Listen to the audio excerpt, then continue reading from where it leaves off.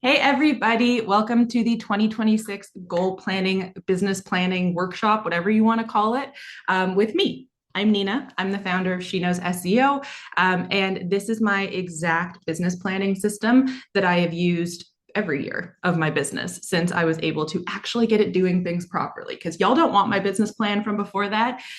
It was mostly cry in my car and be annoyed that things weren't working. So we want to stop that system and we want to start a proper system. So all I want you guys to have today are the resources that I've dropped in the chat and that you were emailed this morning. If you're watching the replay, they'll be with the video for the replay. But these are kind of essential for what we're going to do and for allowing you to keep going after. Now, you can also very much just go through with like a notebook if you want. My notebook has a bunch of loose pages for no apparent reason. But you can go through with a notebook if you prefer, or you can use my favorite method, which is the sticky note method. I am obsessed with sticky notes and I don't know why. Post-it note planning is like kind of the way that I do things. I'll even like give you guys like a preview ahead of time of the plan that I made with Steph when she came over. So we are going to, dive into all of this. Now, the way that it's going to work for today's live, someone just asked this in the chat, and I'm ADHD, so I noticed it immediately. I'm going to pause the chat once I dive in fully. You guys can keep asking stuff there. I'm just not going to look at it the whole time. That way I stay on focus. Today, we're going to go through setting your main goal. We're going to talk through a whole bunch of information that like sounds complex, but isn't, to help you actually set achievable goals. I recommend having 3 to 5 for a year. We're not just going to have one goal because like realistically, we are multifaceted. We need multiple goals. And like, honestly, having one goal that's just money oriented, I think is kind of bleh. And then at the end of this, we're going to do about an hour of that, I anticipate. I have no idea. I've not timed it because I don't do that. So we'll see. Then we're going to do about an hour of a Q&A kind of style thing where you can actually post your goals in the chat and I will be auditing them for you. So I will tell you if I think they're too low, if I think that they're absolutely insane. If you're deciding between a couple, I will help you with that. So if you can't stay for the entirety of this, that's okay. Just know that like I will not be able to do that for people in the replay. So it really is only live. So that's up to you. Now, tomorrow, we're then going to take this goal and we're actually going to start, we're going to pick one of the 3 and we're going to set up a plan to achieve it. Like the whole point of this is not just to set goals like, oh, yeah, I have a manifestation board and it's like pretty and there's a vision board of this or whatever. No, manifestation only works if it is driving you to take action. And I do think action needs a little bit of structure. So we're going to go through a few of my different systems. I like started trying to give them brandable names, I guess, because I'm supposed to be all adult and brandable. Neither of those things are true of me. I'm a 30-year-old child. Like that's just how I am. But we're going to go through and break them down into monthly goals, even like themed quarters. I like to do that personally, and I'll talk through why tomorrow. And then we're going to set up an action plan of like tasks to do every single month to achieve these and what to do when things go crazy. So yeah, that's basically how this is all going to run. So if for any reason you can't stay all of today, that's fine. Come in like tomorrow instead or as well. If you miss one, whatever, there will be a replay. But again, the point of showing up live is that I can help you guys through this and it's going to be a do it with me, not a you guys just sit there and listen to me talk. We're actually going to start like doing the workshop together. It's why I have my giant pile of sticky notes, kind of a rough draft of stuff I started, and the notebook. And I do think that's what all of these random like loose sheets of paper that are everywhere on my desk are for. Okay, so we're gonna jump right in to starting this. And I like to start things a little bit differently than I think other people do for any sort of, oh, I just wanna make sure muted. There we go. I think I can mute everybody. I don't know how to do that on mass. Does anyone know how to do that on mass? Is there a way to do it for everybody? Just, hey, yeah, anyone unmutes, just mute yourself. And also feel free to have your video up, totally up to you. I will not be offended if you don't want to. That's okay. And I should warn everybody as well. Ooh, host tools. Where's host tools? This is just such a different like account. Ooh, host tools for participants. Is that it? Where did it go? There we go. fixed it. Thank you. Appreciate that. Who was that? Sheila. Thank you, Sheila. I really appreciate your help with that. Yeah, like I said, this is just mine is like preset. So this is very different for me. What was I saying? Oh, I want to warn everybody that my dog walker comes between 12 and 3. So I might get a text from her that I just need to answer. And then Theo might bark when she arrives. I will try to mute myself so no one's dogs go crazy. But usually she comes at the end. Theo is currently asleep on the floor. He is such a like, try and see how much it unplugs itself. There he is. That's Theo. Oh, yep. Now he barks at the neighbor. It's okay, baby. It's just a neighbor doggo. No time to play now. So yeah, so we're gonna dive in from that. So before we actually jump into the like the planning part itself, I think it's really important to get yourself in the right mindset for this. So I spent 9 weeks at a mental hospital this year, and honestly, kind of recommend it. Like that's a weird thing to say, but I do actually think it was like a good thing for me. Well, overall, I do think it was a good thing for me. I think everyone should do some level of it. But also, what we learned there is kind of the way that I goal set, which I think is really funny. So I've accidentally been like therapizing you guys this whole time. And that probably comes because I've been in therapy since I was 7. So whenever we were doing anything there, you were trying to like set anything, do anything where you were confronting something. Because like goal setting is confronting. It is something that like we want to make uncomfortable. We want to like dream big for our business. We actually have to reset our nervous system first. So there's something called the window of tolerance, and I'm not sure if anyone's heard of it before, but essentially it's this like therapy term for your window of tolerance is like the mid ground. That's where you are settled. It's where you feel comfortable, and it's really where you can operate at your best. Now, you can get outside of your window of tolerance either by getting hyper aroused or by getting hypo aroused. Hyper arousal is like hyper, oh my God, everything's happening. Like think of it like anxiety. Hypo arousal is more like depression, hopelessness, defeatedness. And the problem with like any kind of confronting thing, like if you're trying to like confront a phobia, you don't want to do it when you're already at like 100 or when you're at truly 0. We want to do it from the mid ground. So the way that today we're going to bring all of us to the mid ground is we are going to do 2 different things. We're going to do a breathing exercise, and then we're going to do some affirmations, which like have your own beliefs on that. That's fine. I think these work, and these are the ones I use. So the first exercise we're going to do is something called a pranayama breathing. Pranayama breathing is a style of Indian breathing that like typically goes along with yoga. And my favorite is alternative nostril breathing. I have to do it a little bit weird because of my piercing. There are like better ways you're supposed to do it where you have like a knuckle here at your chakra. I don't do that. So all I want you to do is essentially just be able to like alternate your nostrils. And what we're going to do is we're going to breathe in deeply for like 3 to 4 seconds. I'm going to let you guys judge your own breathing. I will count for myself. You count for you. So you're going to breathe in for 4, and then you're going to switch and then breathe out for 4. Then you'll breathe in through the same nostril, plug, switch, breathe out through the other one. So basically, you're always bringing in breath one way, bringing it out the other way. And the goal of this is that you're breathing something in. So I want you to breathe in positivity. I want you to breathe in maybe something warm, maybe something like refreshing. For me, I like to breathe in a cool breath, breathe out a hot breath. I'm breathing in calm. I'm breathing out any like anger or frustration. I also sometimes will do this with like a mantra in my head. As I'm counting my breaths, I'm thinking the breath I'm bringing in is positivity. It's the thing I'm attracting. It's whatever you want it to be. And we're going to do 10 breaths this way. Okay. So silence your phone, put everything on like focus mode, whatever.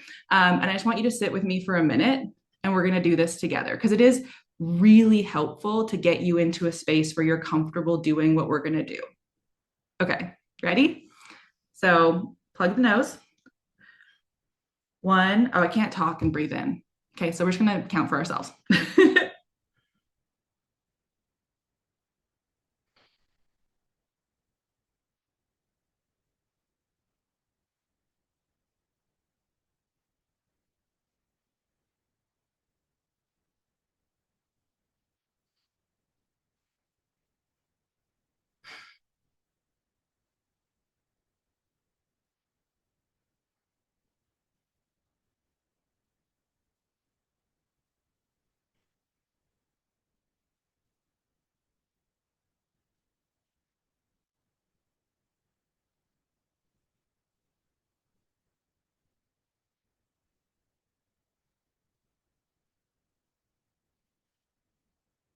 And close your eyes if you feel comfortable and safe. You start to get a bit dizzy or lightheaded, just like get a focus point for yourself, or maybe breathe a little bit more shallow. It might mean that you're like over flooding your body with oxygen, which is apparently a thing. So if you breathe really shallow, usually you might need to like take a second. Don't pass out on me, please.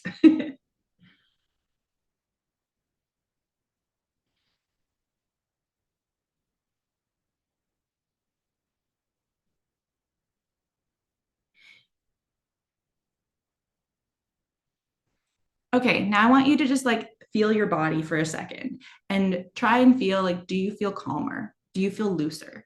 If you still feel tension anywhere, I want you to try to unclench. So drop your tongue from the roof of your mouth, stop clenching your jaw. Something I find helpful is like I always tense my butt. It's like a weird thing that I do that a physio told me. And so the way that I manage to undo it is actually clench harder and then release. And like then you're actively releasing the muscle, and usually it'll undo that last bit. Another way is to like have some pressure. So like for my jaw, I often find that like pushing against my hand helps to release it. Don't push crazy hard, but it's just a helpful little thing to do, to just like make sure that you're as relaxed as you can be, that you feel comfortable, that you feel safe. And this is a really good thing that I recommend doing like every month when you're reflecting on your business, is get to a point where you're not making decisions out of panic, out of fear, out of stress. So I'd love if you could pop in the chat how you feel now that you've done that. Did you like it? Will you do it again? Did you hate it? Are you not a breathwork person? Also, there's so many other breathwork exercises, but like I really recommend, if you can, starting the day with like light stretching and breath work, because it really does help.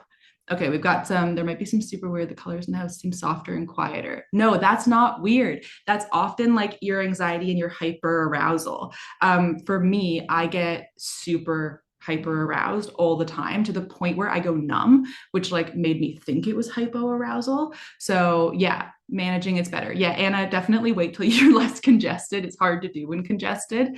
When I was at the mental hospital, we had a COVID outbreak, and people had to do like, we'd have to go to like grounding class and like do all these breathings like with a mask on. 0 out of 10. I'm pro mask. I'm not pro mask for deep breathing. It sucks. But yeah, I find like this can be really helpful and calming. So I'm really appreciative that everyone took a moment with me. I know that you're like, Nina, get to the good stuff. So we're going to move ahead now. Now, the next thing I want you to do is you're going to repeat after me. We're going to do 3 affirmations, and we're going to do them 3 times each, just to like solidify them in ourselves. Okay. And if you're somewhere where you can't speak them out loud, I want you to like mouth along to it, or at least like think it loudly in your head. Maybe write it down, whatever feels good. But I really want you to try to express this in some way so it gets locked in for you. So the first one is, it is safe for me to set big goals. It is safe for me to set big goals.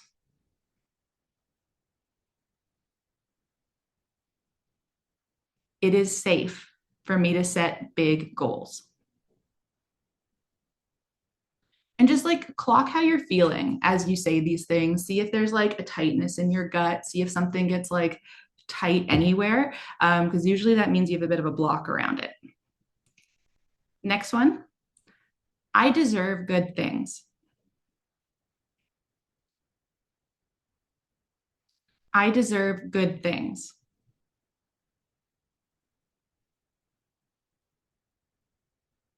I deserve good things. And again, see how you feel. If something comes up, just like notice it. We're not going to like dwell on it, but it is good to notice, because I definitely used to have some like big, like, anytime I said some of this stuff. Okay, and then the last one, bigger dummies than me. Why can't I? Bigger dummies than me. Why can't I? Bigger dummies than me. Why can't I? Now, that one, full credit to Karen from My Favorite Murder. Her grandma used to say it to her, like, bigger dummies than you, anytime she was like stressed about something. And I think it is a really fun one to repeat, but I was trying to like make it not just bigger dummies than you. So I tacked on a little bit, but that's one of my favorite ones that I say to myself a lot. Like, yeah, other people, like some absolute idiots, in my opinion, have succeeded. So, like, why not me? So I'd love if you could put in the chat, like if any of those really stood out to you, one, two, or three, if you felt anything big around them, and if there's any of your favorite affirmations, because I do think affirmations are more helpful than we realize. I think it's an important thing. Every day, Theo and I sit and we do affirmations where I tell him how smart and helpful he is, how grateful I am for him. And I always tell him he's cute and handsome, but I say that to last because looks should always be the last thing that we care about. Should always care more about like people and animals and everybody just like being themselves first. And that was like a big one for me from the mental hospital, is just like, you are worthy. You have worth, just like you have worth intrinsically. And I found that very helpful. It made me cry a lot the first few times. But it's something that I say to myself a lot now too. So good idea to like keep a little list of these for yourself.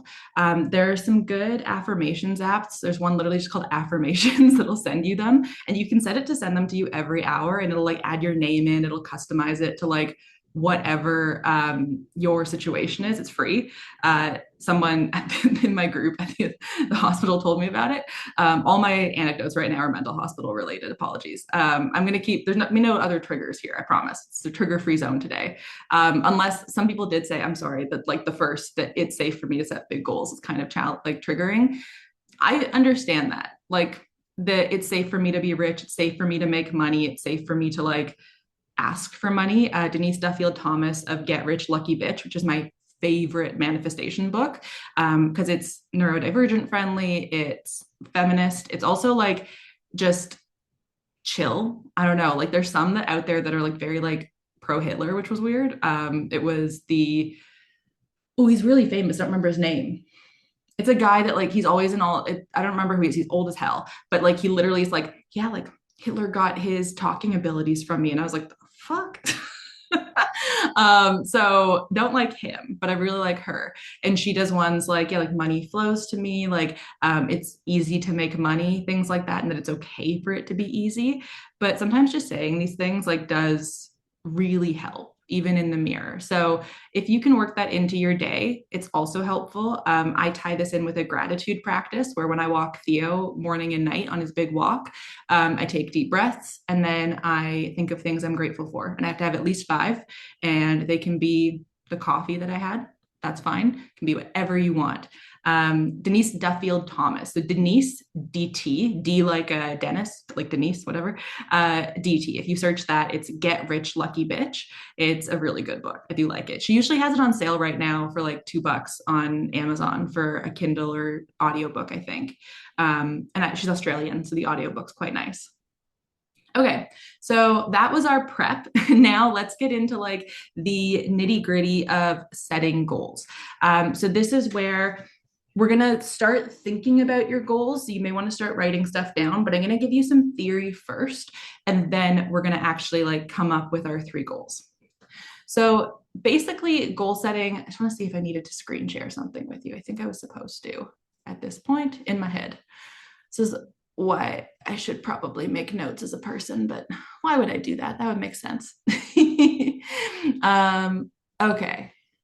Oh, it's because I closed this. There we go. Okay, so I'm going to screen share just to show you what SMART goals are. There we go. Okay, so here we have our SMART goals. So a SMART goal is like kind of an old-fashioned way to talk about goals. Oh, someone just said heads up. The audiobook is available on Spotify Premium. Oh, amazing. Okay, I was worried there's something wrong with what I had done. Perfect. Go get it on Spotify Premium. Okay, so SMART goals are a method of setting goals. We have specific, so they need to actually be about something. You can't just say get rich, Because what does that mean? Rich in what sense? You'll often hear this with like manifestation stuff where people talk about like, oh yeah, like I manifesting like a tall, dark, handsome man. And then it turns out it's like a horse or something that just like, now you got to pay a bunch of money for a horse. So like we want to get specific. So like, what are we actually hoping to achieve? Then we want it to be something that we can measure. So measurable goals are anything where we can actually see if we hit it. So again, get rich. How much is rich? What is rich to you? Rich in financial sense, rich in family and friends. And even if it is like have more friends, okay, well, what's the goal? Like make 10 friends. We want something where it's going to actually be something we can see if we hit it. That's the goal here, is making sure that we feel confident that it's something we can assess. Then it needs to be attainable. I would love for every single one of you to become a billionaire next year, except for the fact that I don't think billionaires should exist. Ethical billionaires don't exist. Whole other conversation I will not go into right now. But it's really hard to go from $0 to $1 billion without like doing something real bad in a year. So instead, we want something that is like semi-reasonably attainable. I still think it should be a bit out of reach. Otherwise, it's too easy. And then it's like, okay, well, I'll just coast. And I do think we need to challenge and push ourselves a little bit. Then it needs to be relevant. So if you're talking about your business, but your goal is, I don't know, get really good at nail art. And I'm like, okay, well, if you don't have a nail art business, then like, what's that doing for you? Why are we doing this? We need something that actually like applies to your business. Then we want something that is timely. So we also want to give it a time period it's going to happen in. For me, I typically do this within a year. I love to do like a 12-month period. And setting a goal like this is really how I had my initial success, where I grew my first blog from like 5,000 page views to 65,000 page views and 50,000 sessions in 6 months. I thought it would take a year. I'm going to be honest with you guys. I set a yearly goal for myself there. My goal was my blog needs to be making at least $2,000 per month. And I think I set that as USD, but I don't remember. It might have been Canadian, within like a 12-month period. Or I have to go back to law school, which, like, if y'all know me, I abandoned law school for a $200 flight to New Zealand because I did not want the scholarship that I got and I did not want to go to law school. So I didn't really want to go back. But having that goal really allowed me within the singular year to focus so much more on what I was trying to achieve. It let me take a couple more risks that I probably wouldn't have taken otherwise, but that were really important for me to see success. It also let me push myself a bit harder. And I'm not going to lie, I probably did too much. That's why it worked in 6 months. I probably overworked myself a bit and should have chilled a little bit more, but it worked. And I think having a fixed period for that, I'm not a fan of like crazy hustle culture, but having that fixed period, I do think allows you to get a bit more uncomfortable for a fixed period of time. So I gave some examples of like 3 kind of like major goal categories for yourself for a year, but you can do whatever types of goals you want. So I hope as I've been talking, you've been like starting to kind of like maybe think about things that you're hoping to happen next year. So some examples could be a financial target of like $100,000 in revenue. And notice that I specifically say in revenue. We really want to be careful about where the money's coming from. I don't want to make $500,000, but I only get to take home $5,000 of it because like that sucks. Like I guess $5,000 is nice, but like I would like the 500,000.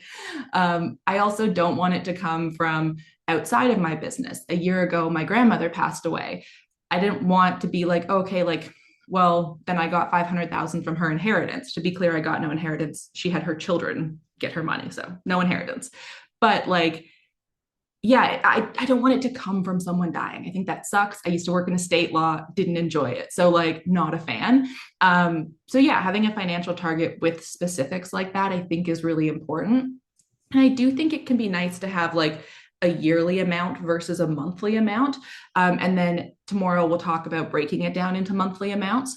I just find when someone says something like $10,000 a month consistently, a lot of businesses aren't that consistent. Like we have highs and lows, and then someone hits 10K and goes, cool, I'm done.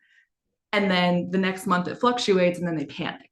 So sometimes I think having like an overall annual goal can help. And then it's also easier if you need to take some time off ever.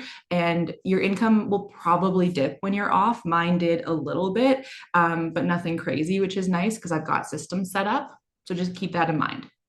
Then lifestyle changes. So I put like consistent $5,000 monthly income, thinking of like if you have been making pretty consistent income and you just want to increase it, or maybe you've been making a ton of money but only in 1 month and we want to get it a little bit more even. Maybe it's even like, hey, these are like certain benchmarks I want. Like for me, I have a dog walker now, I have a cleaner for my house. Never thought I'd be a person that would be able to have either of those things. And those were important to me, especially with my disabilities. So I was like, how much are those going to cost? Okay, how much would I need to make in a year to be able to afford those? How much do I need to be able to set for myself to make that change? And then there are milestone changes. So milestones are like publishing a book, moving house, starting a new business. There's so many different ones here. So these are just like some examples of what you could do. But now we are going to stop sharing. You can definitely do this over in the planner as well if you would like to. You can see we have like the SMART, measurable, attainable, relevant, timely. So you can actually like write out for this goal what like how it breaks down. But I want you to start brainstorming. Let me stop sharing screen. Stop share. There we go. I want you to start writing out what what you want your goal to be. And again, I think having a few for yourself is good. I have different ones for like personal and business. But we're just going to spend, let's say, 5 minutes going through writing these out, just like brainstorming what we feel. Okay. So I'm going to put on a timer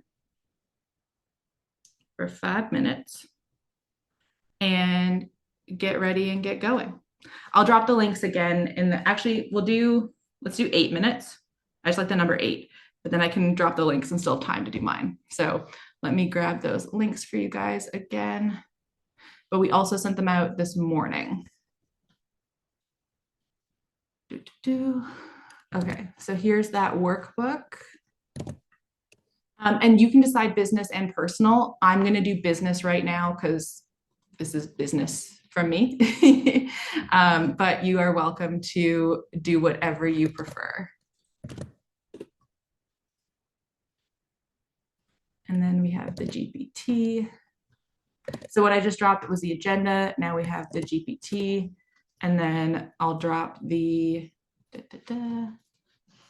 phone wallpapers.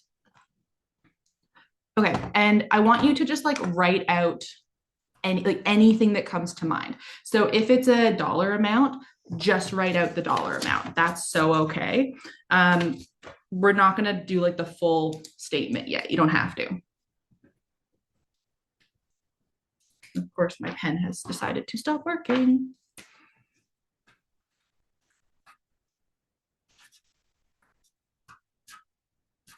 It could be like a number of hours you're going to work per week.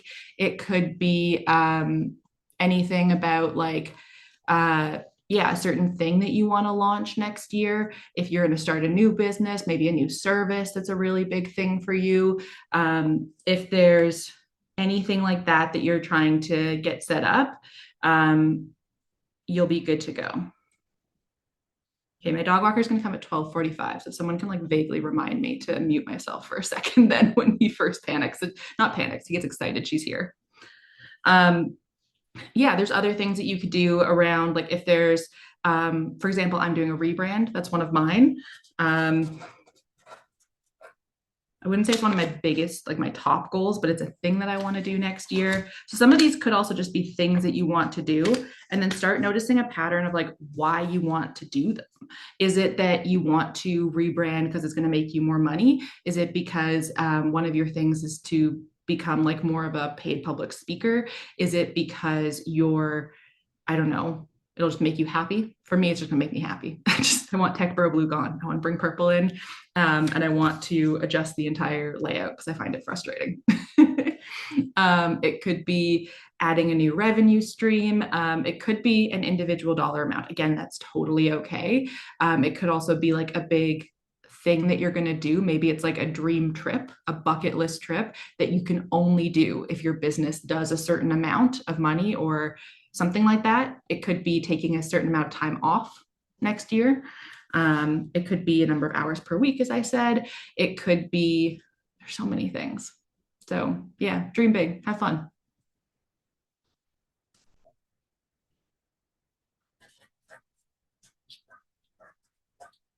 And I know it's like quiet and I wish I could put music on, but then I have to deal with like YouTube copyright stuff when I upload the replay later. And also, I think it's going to come out like really tinny. And I don't think I have a great music taste. So feel free to put your own music on. We have another 4.5 minutes left.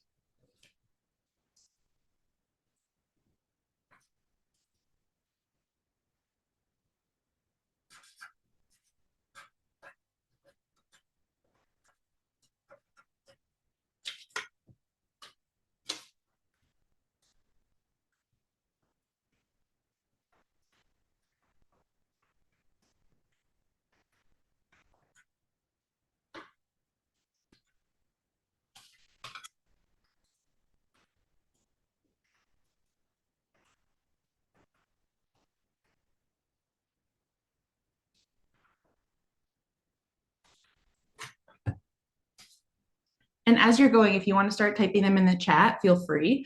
Write whatever, like if you're stuck, even drop them. I'm going to do more of the audits at the end, just to be clear. But just start like right now, it's community brainstorming, coming up with some stuff that might work for you and your business. Maybe it's a number of students in a certain offer that you have. That's a really common one that I see, especially for memberships. Maybe it's like a certain amount of recurring income from some sort of membership thingy. Just trying to come up with like, I think I'm just trying to fill space. I don't like the quiet.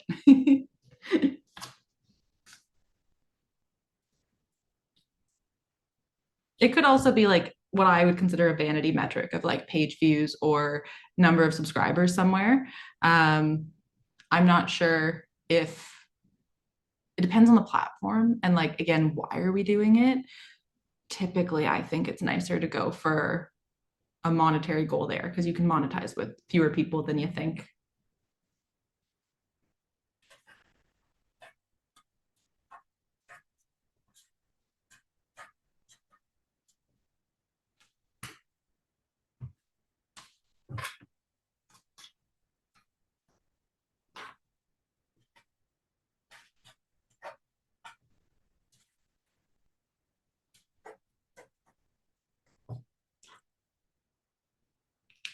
If you're not sure about what's realistic, just write down anything. Like what do you wish?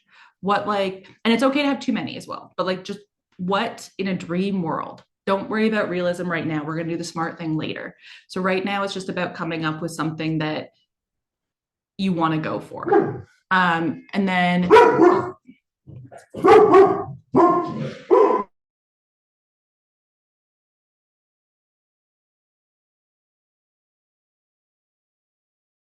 no, it's not even her, just going crazy. But yeah, it's okay to have too many right now. This is, again, we're just starting this process. So we're just starting writing things out. I have 8 written in front of me that are like my starts. Oh, I know what it is now. You're hearing the neighbor doggo. That's not her. Sorry, guys. Now I know where the mute button is. I got it like my thing disconnected, my mouse. So I've got it ready. And yeah, just again, write down, we're going to figure out realism after. So just write it down. It's okay. The majority of you guys, honestly, are going to go too low. And we're going to have to adjust it. So yeah, look at like next year in an ideal world. How much money would you make? How often would you work? How many students would you have? How many sponsors do you want to work with? How many, I don't know, think like how many podcasts do you want to guest on?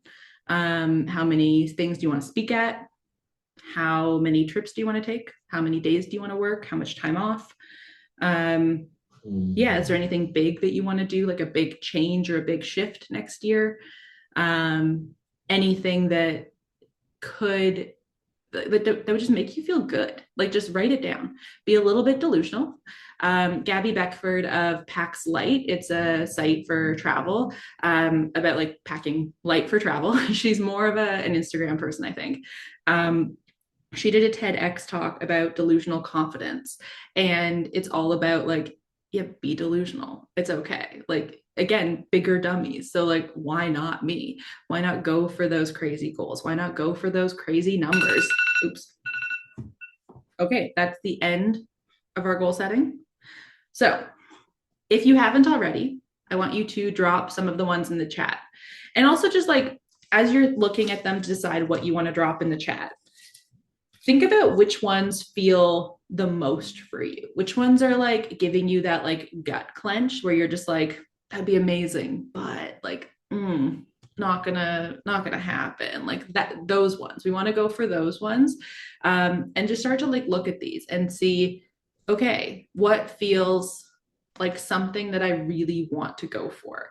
What feels like something that I want to prioritize over the other things in this list?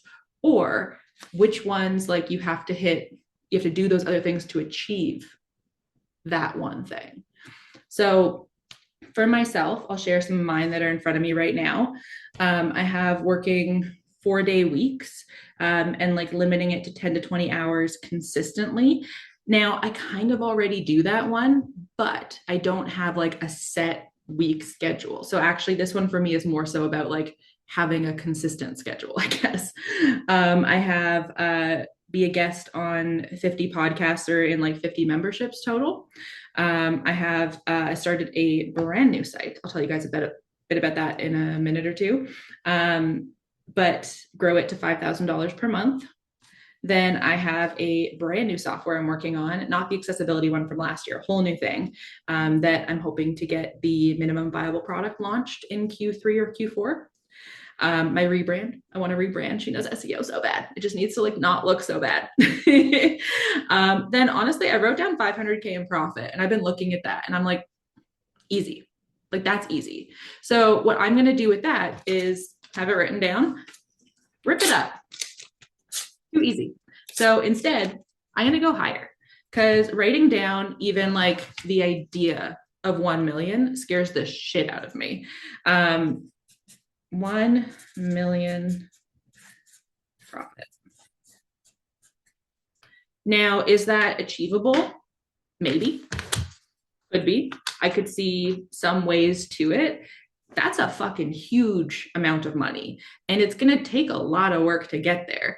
And it makes me a little bit like, even now, like I'm feeling a little queasy at the idea of it. That's a good goal. That's how you know it's a goal that's a little bit delusional, that's something that you're going to have to push for. That's something that like, if you worked exactly how you worked this year, you're probably not going to hit that thing. You need to change something. So that's helped me like, yeah. The next one, this one also makes me feel a bit sick, is 3 months off work. So this year I took 3 months off, but for medical reasons. So I had 1 month where I was on bereavement leave from my grandma and I was really unwell. And then 9 weeks where I was at the mental hospital. Didn't really get fun time off this year at all. Didn't leave the country, didn't get to do any of that stuff. So I wrote down 3 months off work, and it makes me feel sick. The idea of like being away that long. 2 months feels more comfy, but it feels almost too comfy. And then in my head, I start counting like those Fridays off or whatever as being like, okay, well, if I add those up, then maybe I'll get to like 3 months off or 2 months off. So 3 months off is pushing it. And with goals, like kind of, you don't want to hit all of your goals. You want to be aiming for things. You want stuff that's like a bit out of reach, because it means you're going to push for it. So like the rebrand, that's doable. That's a task more than it is a goal. However, for me, I'm not great about hiring for things. I tend to forget, I lose interest, whatever. So for me, of all of these, I'm looking at them and I'm going to pick 3 that I think are like things that I really want to work towards. And definitely the first one is going to be the profit, the $1 million of profit. So I'm going to pull that out for myself. Then when I look at the other ones, the 3 months off is the one that like gives me that next gut clench, and is a thing that like feels hard to do and set up because it means that I need to like get things organized enough to do that. It makes me feel like I'm not going to support clients and students, which I will talk again about like when I go into my wins and losses of this year. But yeah, like that's something to keep in mind. Then the next thing, honestly, just it excites me, software launch. Wanted to launch software this year, couldn't because I was not here and not well. So I want to mentally and physically be here enough to do this software launch because I think this thing is going to be freaking amazing. So yeah, now I still have all my other stickies on my desk. I have the 4-day week schedule. I have like, oh, I have this one I didn't say. I have a couple plugins that are like mostly coded, but I keep like stressing too much to sell them because I feel imposter syndrome. Again, a pretty easy thing to fix for me. The podcast guesting, sure, but it's more of a task to like get exposure of my offers for things, I would argue. And again, seems kind of easy. It just seems like, okay, well, do outreach and find 50 shows and memberships to go into. The other business, growing it to 5K, it's a website. I'm not revealing it yet, partially just because I've had issues before with sharing things and I don't want to. Oh, I hear her. One second.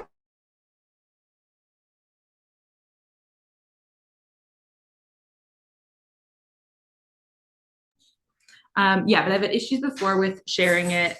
So I'm just gonna like wait a little bit longer on it. Then yeah, for the rebrand, again, it's a task. So that's why I'm not gonna like put those as my main ones. But remember, like you can change things. Also, if you have any in front of you where you're like, okay, I don't know how I would measure this thing, or I don't know how I would actually like set anything up to get there. And if it's like a money one, don't worry, we'll set things up tomorrow. But if it's like, oh, I want to fly, it's like, well, that's not reasonable. I can't help you fly. I don't know how to do that. I can't teach you how to fly. So just having some focus there, I think will help. So basically what I've done here, I've just looked at all my goals and I see a bunch have come into the chat, which I really love. I'm seeing so many about like publishing certain ebooks, getting like a certain number of followers, a lot of income ones, which I think is really interesting. Sorry, like immediately went like autistic and just like stopped having a good facial expression. I noticed I do that a lot more. I've been able to unmask a lot more, which I do appreciate. But like, yeah, when I get really deadpan or like dead face, that's usually what's happening. Yeah, we have a bunch of sponsored stays, which is cool.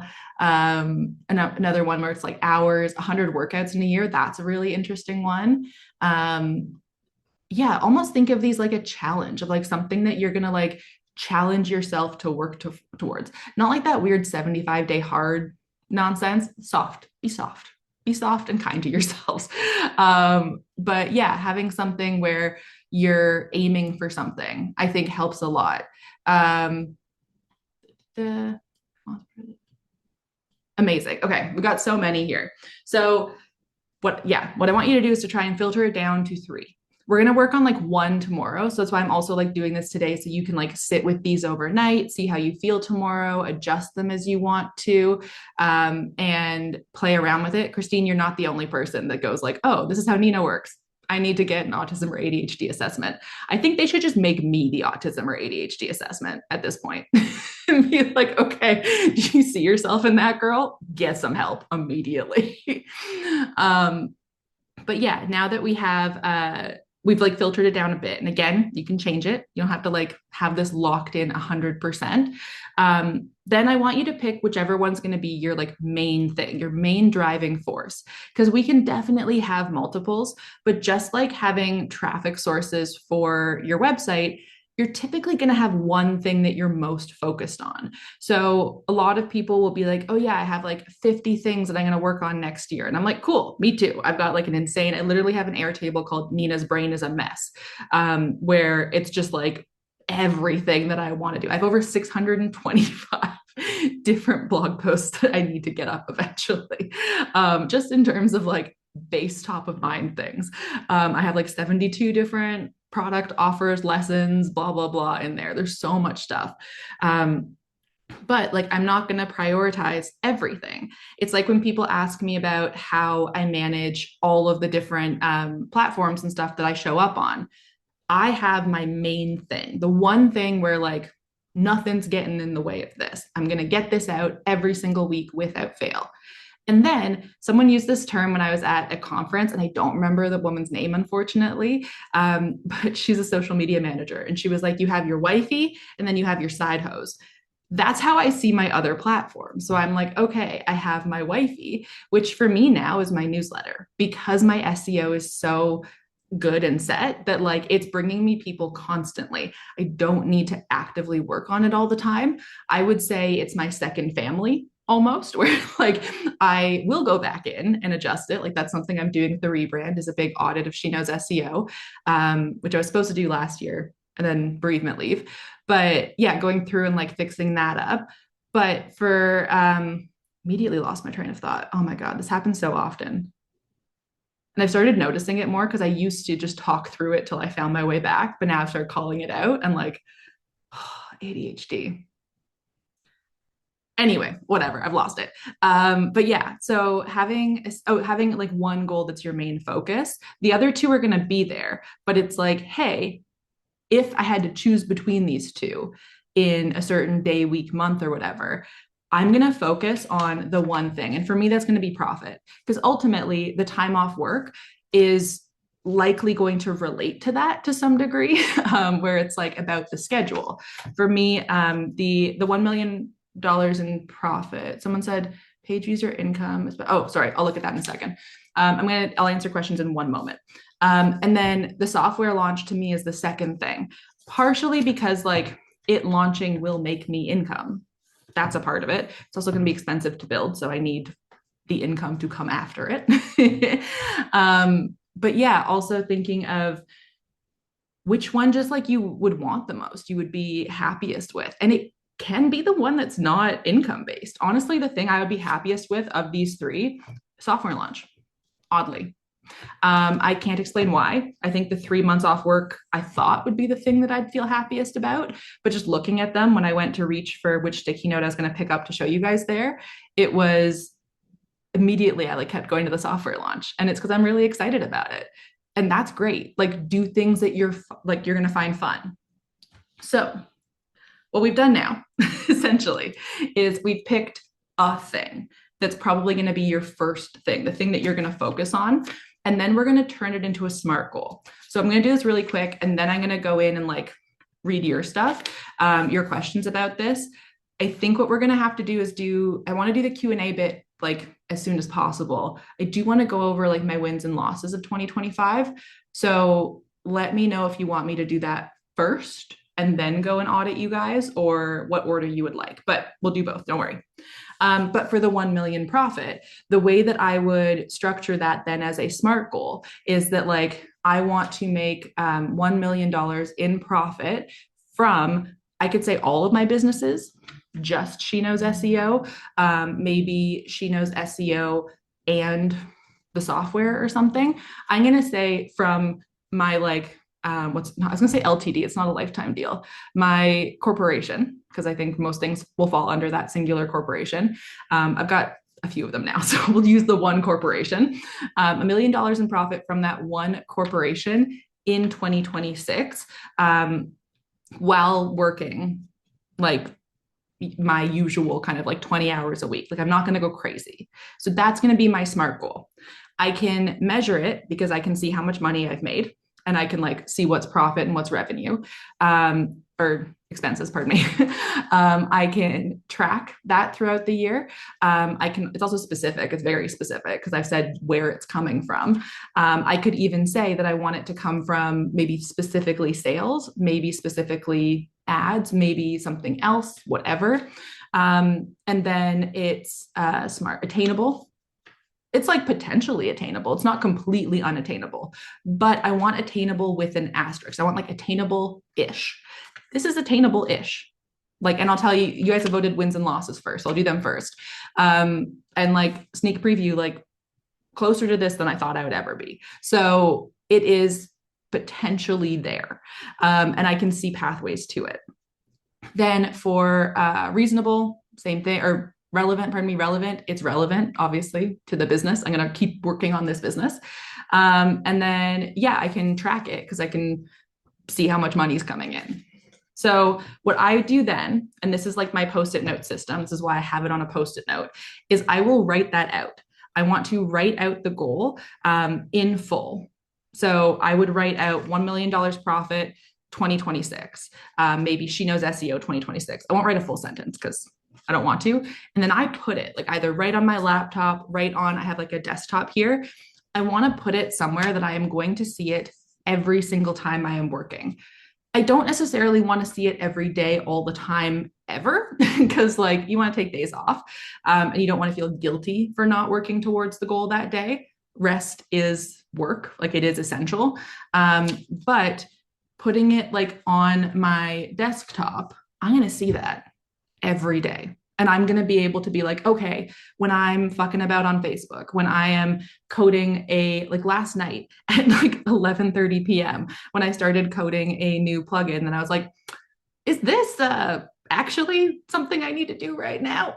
And we'll all have our side quests every now and then, but it helps steer you away from that skid a little bit. So I do think that helps somewhat. Yeah. So that's really my system is we want to make sure it's a goal that feels a little bit out of reach, but is something that we could theoretically achieve if everything goes right. And things won't all go right, and that's okay. One thing I do want to say is I saw someone comment about like, I don't want to share my goals because like that went wrong before. I think it's important to say your goal.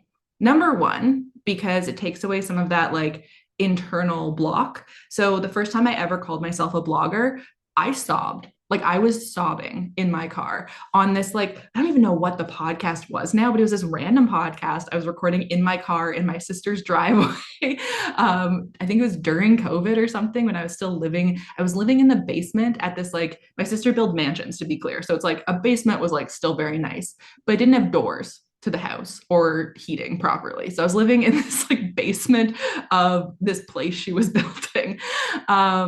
And I was like in the driveway, I think because there were builders there or something. So it was loud, recording this podcast and just like sobbing because I called myself a blogger for the first time. So like words have power. Words have a ton of power. And I want y'all to remember that because like it will impact you. So saying these things out loud kind of gives you some accountability. And if anyone laughs at you for your goals, fuck them. Honestly, absolutely fuck them. That's so rude of them. That's ridiculous. And like, would you laugh in a child's face if they told you that they want to be on Broadway? No. And also, some people end up on Broadway. So like, don't laugh at them. You're going to be like a footnote in their book one day. That's rude. But I also think like saying your goals, you don't know how many people support you and believe in you and can try to help you achieve that goal till you say it. So putting down, I remember that the first time I ever ran this workshop, I wrote 250K as my goal. And that felt crazy because that was like the first year I hadn't even finished fully the year, but I made 60K that year profit. And I remember writing down, I think I wrote down 100K first and I was like, yeah, I'll push it a bit further. And like, I'm on this screen. I'll be like, oh, look, I'm so fancy and businessy. So I wrote down 250K. And then a friend messaged me after and was like, bitch, no, like double it. You're going to be able to do that. And I was like, no, like never, it's not going to happen. And then I hit 600K profit that next year. So these things are possible, like very possible. And you don't know when you're going to have like your quote unquote big break. But dreaming big, like if I hadn't hit 250K, I still would have made some amount of money. Probably. You're probably going to make more than $1. I hope. There are definitely strategies I teach to help you with that. And I have free versions of them too. So there's no excuses. Yeah, there's like, it doesn't hurt to say these things. It doesn't hurt to speak into the universe that you want these things. Because like no one can like give you something if they don't know that you want it. So I think it's really important to say it. And even like the million, like I remember my sister and I had this like weird conversation where she was like, yeah, I want to hit 1 million before I'm 30. I like saved or invested or I don't know, something like that. And I was just like, that's like so greedy. Like I was just like, ugh, like no. And this is back like in my money block. I'm not making any money. I was pretty sure I'd make 24K, probably not 12K actually, a year ever. And would just like not really have money and have to deal with the fact that like she's building mansions and it's really cool at this stuff. And I was just like, ugh, like that's so gross. And like, why would you want that? And I didn't say that to her face. I said that internally. And then I thought to myself, like, okay, well, why are you thinking that? Like, why couldn't you just be happy for her and be like, yeah, I'm sure you can do that. And guess what? Now I like talk to her about that, where I'm like, yeah, like, okay, how are you coming with that goal? Like, is that still a goal for you? And goals can change, and that's okay. Okay, so yeah, that's kind of my big thing about my major goal setting. Tomorrow, we're going to talk more about breaking one of these goals down into a monthly plan, where this is like not what it's going to look like. And in fact, this might change by tomorrow. But just Steph's my VA. She came over to my house and we had like a planning session. I really like colors, so I like to have it all colorful. And we went through and we're like, okay, what are the things that like in life that have to happen in these months? And then what are going to be the theme overall? What's going to be like the goals for these like smaller periods? Because you need small goals to reach the big goal. A million sounds fucking insane to me. And again, I just every time I say it, my stomach just goes like, so like having that in my stomach, whatever. Yeah, but having it as smaller things can help a little bit. And then deciding like what you're going to do each month to like tasks to actually hit that. So we're going to go over that tomorrow in more detail. So let's talk about my wins and like I don't even call them losses. I want to call them like hiccups. And then we're going to, in the chat, I'll go through everything you guys have said, because I do think a one and done audit will be a bit better. And I know we're already at 1 o'clock, so I can go a little bit longer if you guys need me to. I won't be able to go too long because I do have to, we have a meeting as a team with Steph and Alex. Okay, so my wins and losses. My major goal for 2025 was 500K profit, because the year before I had done 600K, but I was trying to cut my hours in half and I knew I wasn't very well mentally. We smashed that before I had to go to Homewood, which is the mental hospital I went to. So that's kind of crazy. Like that was wild to me. And I was like, oh, okay. Which I was very happy with, obviously.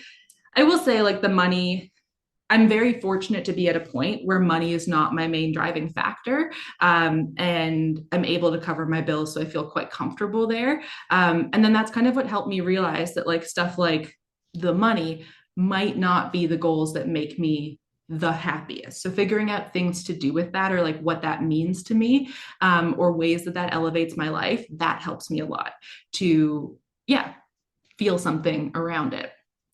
Then I had this like weird goal to launch something new every month. That was dumb. That was like a ridiculous goal. We did 3 months of it. And then I was like, no, like we're stopping this. I do have a lot of ideas and things that I like to create. I enjoy launching once in a while, but that was like way too much pressure. I felt like I wasn't serving my students properly. I felt like it was just like, rah. So like wasn't a fan. Then I had a goal for my launch of the Profitable Part-Time Blogger, which is my signature group coaching program. I wanted to do a launch where we would get 150 new students. We did not quite hit that. We had 121 new students join, which is still insane. It is my biggest launch to date. We did over 150K in revenue from that. And that was like between the cost, payment plans, upsells as well, and a few different like affiliate things that kind of came through at the same time of people like buy extra bits. It was a thing. Somehow, whenever you do a launch of one thing, other things start selling. So yeah, it was an absolutely insane month, which I am very appreciative of. And I had a bunch of friends that then took me to a rage room and we smashed a bunch of plates and wrote like goals on it that we had smashed that year. And it was really fun. So 10 out of 10 recommend if you can write your goal on a plate and smash it. There's apparently like a tradition to do that with things you want to leave behind in the last year. Something about like having it like goals we smashed and then literally smashing it was very fun. So 10 out of 10 recommend. Yeah. I also learned how to use a baseball bat because I've not really swung a baseball bat in my life. A lot of the other goals that I had to get stopped, unfortunately. So, like I said, I took 3 months off. That was not in the plan. I had so many plans I wanted to launch plugins. I had a bunch of plugins ready to go. I had a different software I wanted to launch about accessibility stuff. I've since been able to start doing some consulting for someone else building an accessibility software. So I'm kind of like taking myself out of that field a bit, which is nice to have a bit of a separation, I think, from it because it's still very close to my grandmother for me. And the 1 year anniversary is coming up, and on December 30th, expect me to be rough. I don't know. So, not the point. But didn't do any of those things. Didn't accomplish a single one. Did some minor coding of stuff, but like nothing that I've released or launched, even when I wanted to, which was unfortunate. Another big one is that I did the repurposeful retreat, which I was so excited about. And I was like, I am going to I don't know, change the industry. And this is going to be a whole new way of doing summits as like a virtual retreat. And I was like so overconfident. Yeah, it didn't happen. We had a bunch of sponsors that were like, yeah, and then just bailed. We had one great sponsor. Unfortunately, didn't have the best conversions ever. And I do think that's my fault. And so I'm working on some stuff to help them anyway. Then we had a bunch of amazing speakers. I will say, don't bank on your speakers promoting your thing, even when it's in the contract, because that was a problem. And having a 1 month launch for it was stupid. It was so much time and energy, and it was right after another launch. So it was just ridiculous. It made no sense for the way that I did it. I was testing having a free ebook that you would get and then you'd upsell to it. But the free ebook was not Nina quality freebie. It was basic. And I was like, I don't like this. And I was chasing down speakers literally until an hour after the book launched to get their quote on it. It was so frustrating. I still think it's such a cool system and idea. I wanted to make 50K off of it. That was my goal. It made I think I don't remember if it was profit or revenue. I apologize. I don't have it with me, but it was definitely 10K. It did not go great by any means. And that's still, I'm not discounting. That is still a good amount of money. But for the time, energy, and effort I put into it, it did not have a proper return. And half of that was a sponsorship thing that I now have to do extra work because it did not convert nearly the way that I had hoped it would. And a couple of the really big names who attended did not do their promos at all, which sucks. Just not great. So yeah, I've been thinking about how I want to bring it into next year and if I want to bring it into next year. And I kind of do, because the whole point of it was before Google even said we're multimodal, I was like, hey, you need to be in a couple extra spots. And then Google said, hey, we're multimodal. And I was like, yeah, we need to show up elsewhere. And the whole point was how you can take one blog post and then pick 2 other channels and repurpose it easily to those places. I think the name didn't clarify that. I think that I didn't have maybe the right speaker. I don't know. There was a lot that I think I did wrong that I need to work on and adjust to see what's going to happen there. So that one was honestly a crushing failure where I was I'm done for. That's it. It didn't matter that I had 2 amazing launches at that point. I was very certain. I was like, it's over.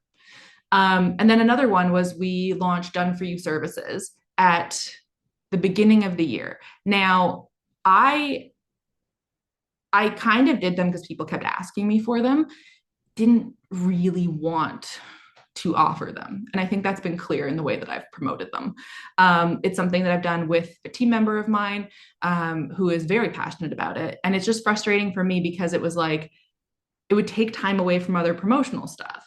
And it's hard to balance. I'm already at my limit, and especially early in the year when I was not well, at my limit with my ability to do things. So then being oh yeah, now I have to make a whole new funnel for each of these services. Now I have to promote these services and do all this marketing. And now I have to do this and this and this and this and this. And I was just I don't want to. It was so much. And so I started to feel frustrated with it. And so we are changing them for next year. We're doing some shifts to all the ways that they're going to work. Pardon me, work. Oh, you can see genuinely I got a thing in my throat about it. it didn't work the way I wanted to. And I think it's one of those things where it's like follow your fun. That is like my business ethos. And every time I followed my fun, even when something is ridiculous, it is always done well. When I've tried to like do things like other people or do things I've been asked to do, but that I don't want to do, it doesn't go great and it doesn't last. So that was another failing. And then I'll say my biggest failure is PPTB.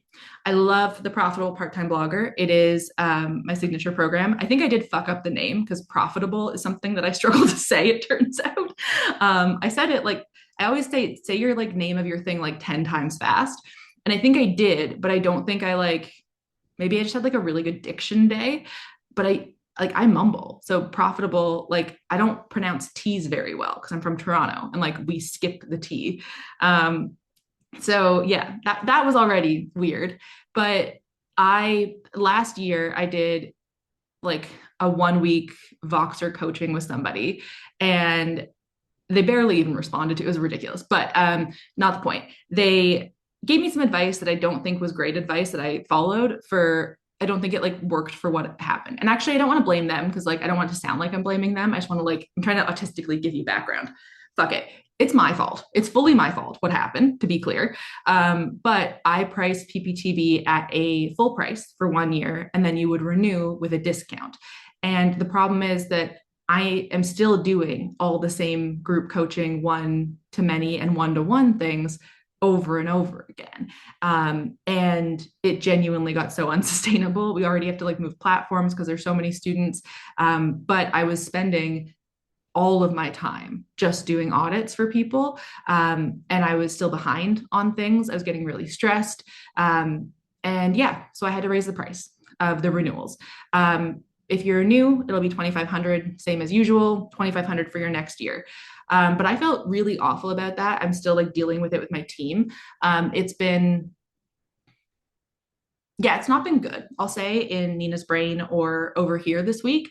Not to put anything on anyone else. Again, this is my decision and my fuck up. But these things happen. And like, while I had financial success this year, I learned a lot about boundaries and I learned a lot about my own needs as a person and a lot about my sensory needs. And I have to take a lot of time for recovery from everything. Like these 2 days of webinars, which I love doing and I'm so excited to do them. This morning, I was a fucking mess. I barely slept last night. I'm not going to sleep tonight. And I'm going to have to basically recover all the way until the new year, just because of how my brain is. And that's really frustrating and unfortunate, but it means that I have to be really careful about my time, and what I'm doing and who I'm doing it for. I also found that people were not moving through the program as I had wanted. And I do think some of that's my own fault again for the structure, where I structured it in a way that made sense for my brain, but not for everyone else's. So we're working on fixing that. But yeah, that was a failing of mine. And I want to be very honest about that because like I fucked up. I've told the students that, I've told like everyone that because I want everyone to understand that I understand this was a problem. I've given them all 2 free months of the course to have even more time in it the first year if they don't want to renew. And even if they do, they get it, because I really want to make sure that they can get everything possible from it. But yeah, that was definitely something that I had to contend with. And I think my other like big like kind of unexpected losses were things like having to go to the mental hospital. I've moved closer to my family in Toronto. I'm like closer to busy stuff. I actually have friends now, which is a great win, and friends that are like nearby to the point where I'm like, give me a minute. Like there's too many of you to see now, which is crazy. I've never had that. I've started volunteering at a dog rescue place, which I'm super excited about, super happy about. But yeah, there have been a lot of losses too. There's been losses with mental health, there's been losses with physical health. And in business, I think some of the losses were things that I also had to just say no to because I had no ability. I wasn't here when I was away for a long time. And I do think that was really hard on my students. And like being away for 2 months was rough. I've now structured things so that it's like clear that I'm going to take time off. I will not take 3 months off in a row again, I hope. But yeah, I've like made it very clear in terms and conditions and things like that, that like Nina is going to take breaks. It's going to happen. And we're not doing 1 day turnarounds anymore for all the audits and PPTV, which it turns out no one knew I was doing. I was doing a 1 day turnaround for all questions and audits. And they were like, oh, we didn't realize that. And I was like, what? So we've adjusted things and things are going better, which is like, that's important to me. And I'm going to keep working on resolving issues like that. But this is what happens when you're growing a business and you're doing it on your own without like copying someone else's exact track record. Mistakes will happen. So yeah, those were my like wins and losses of the last year. Okay, so now we're going to go into deep diving into everybody's goals. So I'm going to go back up to my mouse could turn back on, back up higher, and then go through and read any questions that came in. And then feel free to drop more in the chat. Okay. Megan says, my goal has been to make $24,000 per year. Love to take my family to Italy and not worry about the dollars in doing so. Like to be able to donate more to organizations I love. I love that. That's something that like for this current cost of living sale, rather everyone sets like benchmarks for yourself of what you unlock at certain, like you hit 10K, you unlock this, you hit 5K, you unlock that. I wasn't going to say it publicly, oops, but like I set that for myself for donations that I want to do. So I really love that. Christine says, I'm so stuck because I have no idea what's realistic for me. I hope I addressed that like it doesn't have to be realistic. Sarah says, my big one is to get my blog onto Mediavine or something similar. I would recommend dreaming way, way bigger than that. First of all, Mediavine right now is, first of all, Raptive I would go with because it has page views and I like Raptive better anyway. And Mediavine's had like a really big issue with spam that's been talked about in the Raptive group a ton. So I'm going to be doing something about that because like writing something about that because it's really unfortunate. But with Mediavine anyway, it's based on making $5,000 per month or is it per month? Yes, I'm pretty sure, in ad revenue. So your actual goal then is to make $5,000 per month, right? Like, because I think it was like a certain number per year, but it breaks down to 5,000 a month or something. So your goal is that. And I would say the goal should be that, and then give a variety to I just need to take a drink of water because I think my brain is broken. But yeah, vary, that's the word I want. Vary your income sources. And then Phoenix says, what if it's like 100,000 when I don't get more than 5,000 a year right now? I think 100,000 is like, it's lofty, but it's like, again, what's the harm? And does it make you feel a bit like, ugh, in your gut, but you know that it's something that like will let you live a life you're excited about? Then like, I would definitely go for it. Judy says to shift page views up to 10,000 per month, more than double from today. Why? Why are we increasing those page views? So is it so that you can get a certain number of sponsorships? Is it so that you can sell a certain number of courses? Is it so like what's the reasoning behind it? I think that especially with bloggers, people really focus on page views as this like be all end all metric. I have like my dead travel blog, my old travel blog. It gets like, I think when I last checked, it was doing, I just checked for something, but it was users. So it was doing like 10,000 users a month, but I don't remember the page views. I apologize. It's going to be just like a bit higher than that. So maybe like 15,000 to 20,000 for, again, a site I haven't touched in forever. That site is generating thousands of dollars per month for me. And I haven't touched it, like from affiliates, from the digital product. I think I turned off, but yeah, just from affiliates and like some ad revenue right now. And the ad revenue is not a lot. It's mostly from affiliates. So like, if it's to increase affiliate income, I'd make the metric the affiliate income, probably.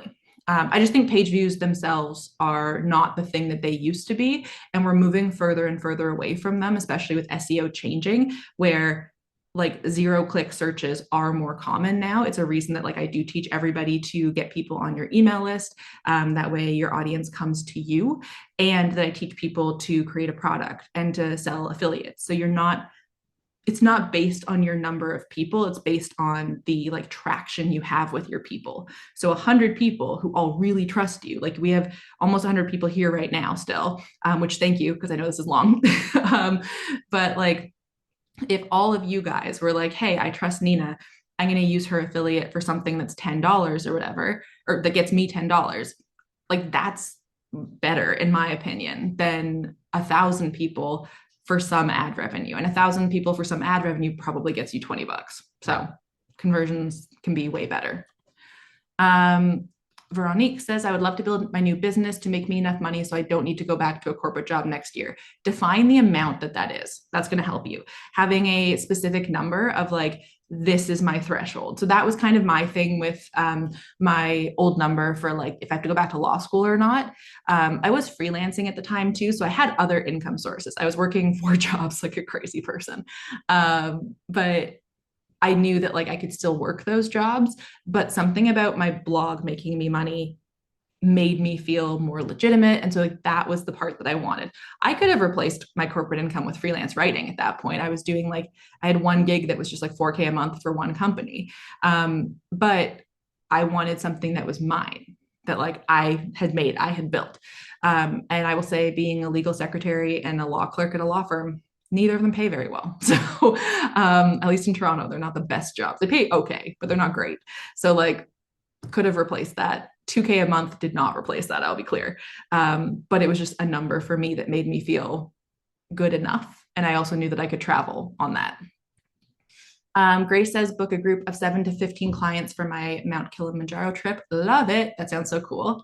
Cassidy wants to grow my membership to 100 people from 41. Higher. Make that number bigger. 200. Grow affiliate income to $1,000. I don't know what it's at, but probably higher too. Guest on 12 podcasts, Instagram to 5,000 followers. Yeah, I like that. I think affiliate income should be higher. I do think you can guest on 12 podcasts like pretty easily, or even saying like 12 podcasts, maybe like list the specific podcasts. Cause like even for me with the 50, I'm like realistically, there's a bajillion podcasts out there. You can get on some pretty shitty podcasts easily. So yeah, maybe we need to define, like, I know you don't get metrics of them, but like maybe they have to have a certain number of reviews or something. Judy wants to publish the first of a series of ebooks. I love it. Oh, love books. That was one of my things for next year. It had been to write a book. And I want to start some of it, but the software launch, honestly, for me is bigger. But I would love to write the like follow your fun book because it's really big for me. Riley says 500K annual business revenue, quit 9 to 5, launch digital product, a book, and pay for 30th birthday trip to Antarctica. Love it. Oh, that's so good. And I really love having like a lifestyle goal part of it. Tomorrow we're going to talk about how I gamify my goals because I'm basically a golden retriever and I need something to motivate me to do anything. So having that, I actually used it at the mental hospital, which I will be talking about, how I made like my own mental hospital advent calendar, which I think might get me sent back. But yeah. Oh, Ronnie says, build my business by working only about 20, 25 hours a week so I can keep putting myself first. I love that. But I do think having the income would be helpful too, like a goal for it. Okay, Emily says $60,000 net income for the year, 5 brand deals per quarter, 100K page views per month by end of year, build 2 products, 2 tourism gigs. Okay, so a lot of these, this is huge. A lot of these are tasks. So they're like things you would do that would bundle together to like achieve the ultimate top goal.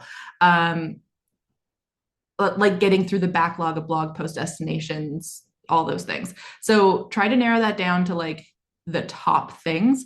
I think that the income is likely a large part of that, but then it's like, okay, is it where was it? Visit 3 new national parks. Is that a really big thing for you? And does that impact the tourism board and brand deals? Or would that be a result of you doing those things? So think about like the way that it all connects. Anya says hit $300,000 in sales, which would be double from this year. Maybe push it to 500,000. Like what's the worst that's going to happen? And if your students are already loving it. Wendy says replace full income. And sorry, for other people too, if you just haven't told me like what it was this year, I'm expecting it was 0 this year. 0 to 100K in a year is very possible. It's hard, but it's possible. So like, just keep that in mind. Wendy says replace full income with equal revenue to cover benefits and current salary. So I can be a full-time entrepreneur. I love that. Like having have that number. And I think factoring stuff like that in, because I don't and I need to. The fact that I don't have insurance at this point, like the pharmacist, every time I go in is like, oh, you poor baby. I have to pay for all the meds. And I'm like, yep. So knowing that number is good. Penelope says 5 new Instagram/social media consulting clients. I don't think I knew you did consulting, Penelope. You need to advertise that more. Make 3 to 5K revenue per month in GBP, reach 50,000 page views and get into Mediavine. So Mediavine, again, doesn't need that many page views anymore. So I would say 25K for Raptive, better goal in my opinion, if you're going to go for ads. And unsure how to make some of my health ones into anything as a set goal. I do them separately for that. And for me, it's even being okay, for the first quarter, I'm going to focus on mental health. Then I'm going to focus on all my autism assessment stuff. Then I'm going to focus on this. So just having a theme or focus can help. But with health stuff, stuff comes up unexpectedly all the time. Even for me, one of the reasons for the 4-day work week and minimal work is that I have healthcare appointments basically every other day. The reason we have this at this time is because tomorrow I have another cardiologist appointment for the millionth time, where I find out why he had me strap what was essentially a bomb to my chest for 2 weeks, which no one could tell me why they made me do that for the stupid heart monitor, which drove me crazy. So David says hit 10K per month in revenue on average in the fourth quarter of 2024. Okay. Launch 3 new revenue streams, affiliate, brand deals, digital products that will each make at least $1,000 a month in revenue. Love it. So specific. Morgan says 30K USD in profit, launch first paid product, 5 sponsored stays. I like it. With the sponsored stays, you might want to say valued at whatever, or are they paying you? And I would say they should pay you. I don't think you should work for free. Emily says to make 10K per year for my new blog and to finally be able to reach my target audience for my travel agency and actually make money. So I like the first one. I do want to know the income streams for it. For the second one, I think we need to figure out what does that mean for you if you do reach your target audience? Is it you said for your travel agency and actually make money? So maybe the goal is have 10 travel agent clients.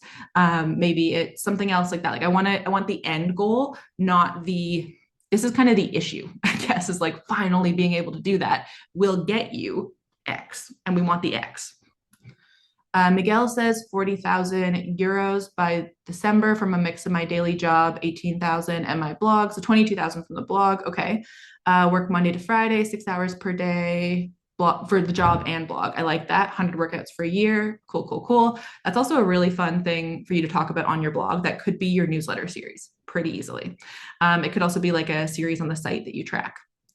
Then Bria, I apologize, I don't know how to pronounce it, for Traveling Igloo says 100K in revenue, create an app, already ideated but need to find people to help, run a group trip, get featured in the media. Love it. I think with the featured in media, what media? And for the group trip, how many people, what's the profit, how long, things like that. Just think about those things. And even when people have revenue goals, I think if you're going to have a revenue goal, have a profit margin that goes with it. So if it's 100K revenue, take home 5K. Again, just be at least 50% profit or something in your head. Phoenix, 100K revenue in 2026 through affiliates, brand partnerships, destination partnerships, speaking gigs, etc. Love it. Doable. We have Fiona, 3,000 pounds monthly income, work 20 to 25 hours per week, create 3 paid products that people actually want to buy, working on the PPTB challenge for the first one. I'm super excited to review all those. 3,000 pounds per month income. Yes, love it. Doable. Priyanka, my main goal I want to focus on in 2026 is making 200K in profit. This year I made 19K in revenue, not profit. It's a big leap. I agree, but I think we should have that. Sorry, and she gave me a bunch of, I have an affiliate where I can make 403 per card open. I want to relaunch my course and add an FB group. Think about the question, is 200K the right number to shoot for, lower or higher? I like it. I might go 250. Why not? $250,000. It just sounds nice to say. I think that's probably doable. I think it's a push. I'm not discounting that. But especially if 200K in profit, 250K in profit or revenue, it's possible. Like, and again, this is the thing. I'm like, I won't feel bad if I don't hit a million if I make money. Like, and part of the reason we have the goal is to push us to keep working on those days that we don't want to, on the days when it's like gloomy out, like today here. I did get a key light and I didn't set it up yet. So tomorrow, hopefully, I will have a key light and then I'll be like, oh, nicely lit. And I will actually have remembered to do my hair, but I put a brush through it and that's a mistake when you have curly hair. So it looks crazy. So you guys just, you get the real Nina. And my one little, I call this like my devil horn. It's just like this little curl that will never grow any longer than it is. And it's just always here. Anyway, yeah, I would say 250. Go big. Carly says 5,000 per month in passive income, spending more time meditating, being mindful, starting a newsletter, and getting 500 subscribers. So I would actually change this. I think 5,000 per month in passive income, define what that means. I personally don't believe that there is any passive income. I think all income is just dividend payments. So it comes in after the fact.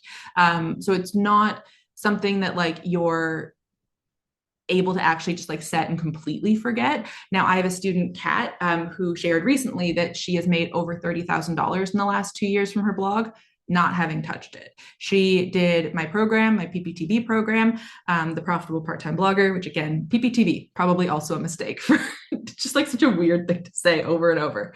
But yeah, so like she can set it and forget it, but even she's admitted like it's stuck and it's probably like the income will not stay that high forever if you're not coming back in to do stuff. But she put a bunch of work in up front, and then that's why she's able to make this money. So just keep that in mind. Now for spending more time meditating, being mindful, again, maybe it's like 5 minutes of meditation each morning. And some of these things, like some of these like smaller goals, I'm still going to put up. I like to put them up on a wall. You can put them on your fridge. You can put them on, I tried doing the whole like having like what's it called? Like a vision board thingy, like to manifest on your desktop background. And it was so busy. It drove me crazy. So I'm not a fan of that personally, but some people really like that. But yeah, I do like having all of my yearly goals kind of around my office for me to see, so that I am confronted with them every day. And then tomorrow when we make like our tasks, we're going to filter in some of these things. So sometimes having like those extra little bits, and again, personal versus professional, you can have heaps. Then for the newsletter, starting a newsletter is a great goal. It's very easy to do. Like you can start a newsletter in a day. I don't think any of your goals should be something that you can do in a day. So I think it should be more like the getting 500 subscribers, or even being like, yeah, like send a weekly newsletter every day for a year, or every week for a year. Something like that, like having something with consistency, or having it be like, yeah, like do something once a month to get to 500 subscribers by the end of the year or something. I also think 500 subscribers is low. I would aim for 1,000. Kate says, make enough dollar per month for my blog to cover mortgage by end of year. Have that number, 120 blog posts. No, this is the thing. I'm like, I don't think your goal should be something like blog posts, like a number of blog posts, because what does that mean? Like, why do we have that? And I do think that like we got very obsessive about number of blog posts. And I was a part of it too, where with old SEO, it was, we could just write and rank and then like walk away for 2 years. You can't do that anymore. Like it's not the way it works. You can definitely walk away more than you can with Instagram, but you can't like fully dip for 2 years and like not be there. But also the number of blog posts doesn't typically judge income anymore, because ad revenue is not the best stream of income anymore. So if the goal is getting onto Mediavine, then the goal is at least $5,000 a month in ad revenue. And that's not necessarily going to come from a certain number of blog posts. Just keep that in mind. Build email list to 1,000 subscribers, send 2 newsletters a month. Keep me accountable so I can start promoting my print shop. Affiliates love that, like where you like know what you're going to promote. Do 2 craft shows, make $1,000 from Etsy. Cool. I like those. I don't know anything about Etsy, so I can't speak to that. Sadie Smiley is who I'd go to for like Etsy stuff because she talks about it, and I've never heard anyone else talk about it, so I think she knows more. She's actually made money there. I know that. Jade says $3,000 per month from blog, 5,000 followers on TikTok, spin slash strength train 4 times a week, and lower inflammation markers. I love that. I think that's good. Even the 3,000 a month, you can push for higher. And remember again that like I think that the monthly income goals, just be careful about like what month do you want to hit that in. And I also like having an overall annual income goal. If like look at your past record for your business, especially if you have anything seasonal. So like my old travel blog was about living abroad and Canada travel. Canada drops off a cliff in winter. People don't want to come here. And I'm like, fair. Honestly, fair. I also don't write about cold stuff because like I don't like the cold. So just keep in mind, like, okay, is December your low point? So like that first year that I made $60,000, I had a 10K month, like right after I hit 65,000 page views because I learned affiliates and then managed to leverage them in my email and also managed to like set up an AIDA funnel really quick. And yeah, got good at marketing fast, but it was all for like summary stuff or generic stuff. There was no like winter specifics there. And so then immediately, like by Christmas, like I think the month of December was such a shit month. I don't remember how much I made. I remember panicking, like and being like, oh my God, like it's done. It's over. I think it was like 1,000 or 2,000 or something. Maybe 5,000. I don't remember. It felt like $100. Like I'm gonna tell you right now, the feeling that like I remember, I was just like, it's over. Like, oh no, I don't know what I'm doing, and I'm not gonna have money, and blah. And I had just had my first 30K month the month before in November for Black Friday, so I was like, the fuck, like oh my god. And I don't think it was about revenue either. I think it was just like total or profit. I think it was like revenue, like it was just shit. And it was because I didn't have anything. So if I had set a goal of by the end of the year, have $10,000 month, I had one. It wasn't consistent. But that is also why like I do like to look at income overall and then be like, and no month will dip below, I don't know, 30K or something. Where I'm just making up, I was looking at the 3,000, so it was in my head. But that can help a bit where it's like, okay, what's my minimum? And then I really want this to be my overall, but I expect to have some variations. I know that that's more complex than what we're going to put on a sticky note where I'm like, okay, 1 million profit and this and this. And like, no, we're just putting like the inspirational thing in front of us, but in your head, like write it down somewhere. That way you do have that set up. Yeah, Terry said I'd wait on sharing things as well. It's gone wrong for me in the past. So, oh, I think we were talking, sorry, I think I saw that thinking we were talking about income. But yeah, I don't share sites that I'm working on, especially because I use a lot of these sites as tests. So how can I report to you guys what's working, what's not working? If you guys are all flooding to the site and then sending a bunch of signals that you're not going to be able to get to replicate.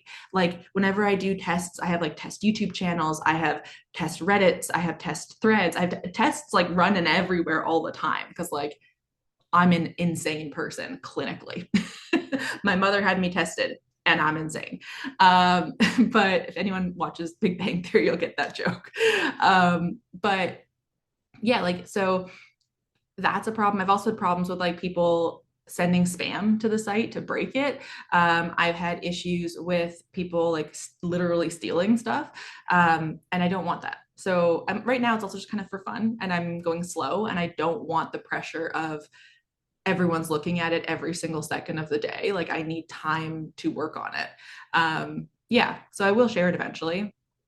It's not like the most hidden thing in the world. So I'm sure someone will find it if they really care to dig. I don't think it's worth digging at the moment because I haven't really gotten to work on it yet. Because again, another failure was I didn't have time to work on this. I started it last year and then didn't get to do it. So yeah, but sometimes it is good to like hide things a little bit. It does suck because then I can't be like, here's like watch everything I'm doing. But I also, to me, honestly, the bigger reason is that what I noticed when I did the Ottawa Things to Do case study, it would, anytime I shared a video, all of its metrics would go crazy and get way better and it was influencing overall rankings. And I was like, well, then how can I ethically share this as a case study if all of my results are getting synthetically inflated. And I don't want to be like, oh, look at my site that's got 100,000 page views, but it's just because every single time I did anything, you guys looked at it. And then Google was like, oh, well, people looked at it, so it must be good. And it's like, no, they're digging around. It's different. So yeah, I probably was in the academic world too long. So I'm like I posted something in my free Facebook group about this where I was like bitching about how SEMrush and all of them do their studies. Like they're like, I did a study on AI. And I'm like, no, you looked at 50 sites, like fuck off. We can't, it's not a study if we can't replicate it. If you don't give us all the data that someone else could replicate it, that's what makes an actual research study. Like you've just anecdotally gathered data and shared it and you don't know what you're doing. So yeah, anyway. Zara, apologize, I don't know how to pronounce it, said 100,000 page views per month. Same issue. Just be careful about like, why are we doing that? 5,000 followers on IG, make 20,000 GBP from my blog in the year, I'm guessing. And then three sponsored press trips, build newsletter subscribers for 300, launch 3 digital products.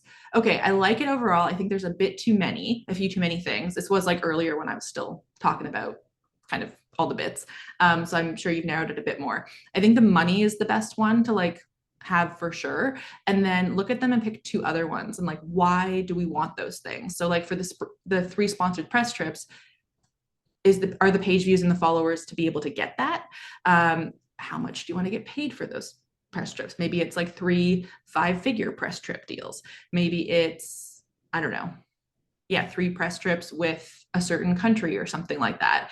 And then those kind of metrics of the 100K and the 5K, you need to be able to accomplish, like to be able to earn that or get that. Theo's just coming back, so you might, yeah.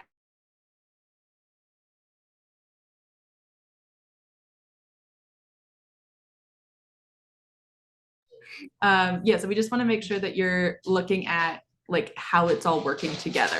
Sorry, he just got back. So hi, buddy. Hello. Oh goodness, here he is. You unplugged my computer. You did. Thank you, Meg. Hey. No, you're not barking right next to the microphone, please. Sorry, guys. Sorry to everybody with a dog. Okay. Oh, Shelby, you can keep that for next week. Or Shelby, sorry, Meg, you can keep that for next week. Oh, awesome. Yeah. Okay, thanks so much. I hope you guys have a great weekend. Thank you, you too. Thanks. Bye. Bye. Sorry, Shelby, I read your thing and then I said your name to the dog walker. My bad. Okay, so Shelby says 3,000 per month from my blog, publish at least 1 major publication, work with at least 1 tourism board. I like that. I might even I'd probably up it for the tourism board because like typically if you work with 1, it's easier to get more. So like, why not aim higher than 1? And then you'll probably pitch more. Okay, then Tazim says 25,000 take home from for the year, sorry. For the year working part-time because I have a full-time job I love. Amazing. I'd like even say what part-time means for you for that. Attending 3 conferences in Canada, 3 still thinking. And you can have just 1 or 2 if you want. You don't have to have 3. I just like having options. I need to have a variety. Otherwise I get bored. And I also think 25,000 is definitely doable to Zim. Okay, so Terry says 120K in revenue for the year, 10K consistent monthly. I like that where it's like we're going to break it down over the year. But again, remember to have some fluctuation because if it's 10K consistently, that just hits 120. So what if you have some dips, right? Working 10 hours a week. I'm a big fan of I think we should start like a 10-hour a week club and just yeah, I don't know. I often like to post on socials, like what I do in a week and the hours that I do it in. And people are always shocked by it. And I'm like, we spend a lot of time wasting time in business. I used to work for the New Zealand Commerce Commission. I've worked at a lot of weird jobs over a very short period. It's odd, but I was jumping around a lot. And they hired me full time. And there was the person before me only worked 4 days a week. And they also did transcriptions, and I wasn't doing transcriptions because I couldn't understand the South African man that I had to keep doing things for. So I was there and I was like, this is 90% of my job was we would have a morning quiz every day. It was that I had to cut the heads off teddy bears because it was testing stuff. And so if they were not flame resistant enough, I had to destroy them. And so that meant destroy them. Printing a couple of things and I had to find stuff to do. But like most of your job was just like talking to people randomly in a hallway or like a meeting that didn't need to happen, things like that. So when you start like streamlining, you will just get rid of all the fluff. And definitely, I'm not going to discount it. Helps to have assistants. So, like, I have Alex, who's my OBM, which is an online business manager. And then I also have Steph now, who is my virtual assistant. But you could just get systems earlier. And also, like, you can just say no to things. And I'm very bad at that. But ultimately, like, even we talked about this in PPTB recently, where someone was like, hey, like, the system isn't meant, it's not a blogging program, it's a profit program with a search powered business framework that starts with content and then it works for you. So you're not blogging all year. This is not a promo for, I'm just trying to explain something. So you're not blogging all year, but a lot of people that are bloggers feel like they're not working if they're not publishing blog posts. And I'm like, but do you need to? Like, is that actually going to do something for you right now? It's the same way that I talk about looking at your metrics. Like, don't look at your metrics every single day of the year, because what are you doing with them that day? If you're just logging on to be like, oh, 5 less people, you're going to feel like shit. You've wasted whatever 5 minutes getting into that. Or even if you see like, oh my God, I got like 1,000 people, you're going to be like Theo when he just got home from like his walk and he's like, yeah, like, oh my God, I saw my friend Colt. Everything's amazing. You're like, yeah, like you're going to be like that. And then it's hard to calm down and focus and do the thing that you were going to do. Right. So, same idea here. We don't want to be like looking every single day at stuff that's going to throw us off. We want to get rid of any of that extra nonsense. So, for me, I used to like comment a lot in other Facebook groups. I don't have time to do that now. I would love to be able to go and just like comment on every Facebook post about like SEO or people struggling to make money and be like, here's what we should do to fix it. Don't have that bandwidth. Just don't. So instead, I focus on my group. And again, when I was talking before about like a hierarchy of your goals and even like within your own systems, for me, what I decided is that like number one, anyone who's paid me money comes first. So I will always prioritize students. I put students absolutely first. That means that like if I have 10 hours in a week and like this cost of living sale, there's not as much stuff in it as I wanted for a couple of reasons. Number one, like my ADHD meds weren't in. So I was like, ah. Number two, I had to deal with that price increase. And I was talking to my PPTBers about it. I was dealing with my team about it. I have a meeting after this with my team about it. Like I will always prioritize people who have paid me already, to clients, to students, to whatever. Then my next thing is my team. So anything my team needs from me comes next. And if that's all I have time for in a week, that's all I have time for in a week. But then it starts going like, okay, well, next is newsletter, next is this, next, like whatever I have time for, it waterfalls down. And if I don't have time for it, it doesn't get done. The world will keep turning. Like, that's okay. That's fine. And yeah, and you'll start to learn what you're able to fit in. And you'll have some weeks where you work extra hours. It happens. But yeah, sorry, that started with the 10 hours work week club idea, didn't it? And I just kept talking. My bad. That's what I do. Okay. Anne says 100K in revenue, about 4 times 2025. Love it. 5K email list growth. Okay, so like 5K more. I like that. That's really cool. 100 members in the membership I'm launching. Love it. Okay, Cassidy asked, do you think if my goal is to build higher income and get more members in my membership, should I focus on growing Instagram or YouTube? My people are on both platforms. I don't think I could swing both. I would do long form personally, because I think YouTube has a longer lifespan. I've always, now I'm not good at Instagram. I've said that many times. Like I am not an influencer in that way. I'm a dog croc influencer, I guess, because I talk about Theo's dog crocs a lot and like send tons of people to them. Not in their affiliate program, probably should be. Anyway, my point is YouTube lives on. So like long form YouTube, you can keep using over and over again. It shows up in search results more often. And it is something where you can repurpose it a little bit more easily to YouTube or to Instagram after, where vice versa doesn't quite work. There's something called Opus clips, OPUS clips. There's also like video.ai. There's so many of these. There's repurpose.io, I think it is. There's so many of them that will go in and clip your video and then turn it into short form that you can share elsewhere. Is it absolutely perfect? No, that's fine though. But to me, YouTube has always been the best thing. And kind of like my SEO sales funnel thing for blog posts, that's something that you also do for YouTube videos. I don't do it personally. I just do whatever I feel like for YouTube because for me, it's just a fun outlet, which is why it's like lower on my list and why it doesn't always get done. Um, but yeah, that would be my order. I would do YouTube first and then like repurpose to Instagram. Now, if you're better at Instagram, then do Instagram because like I know a lot of people that sell very well on it. For YouTube, what's his name? There's a guy on Threads that I'm loving that shares a lot about YouTube. I think his name is Jamar. Yeah, Jamar Diggs. I'm gonna drop his threads. I have not worked with him personally yet. I would like to, just don't have time to like take more courses and stuff right now.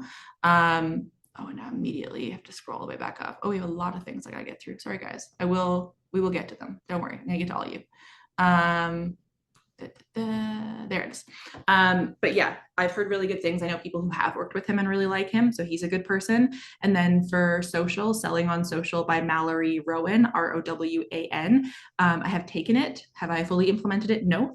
But whenever I have like good stories on Instagram and you see them, you're like, oh, Nina like got fancy. Nina like actually thought this through.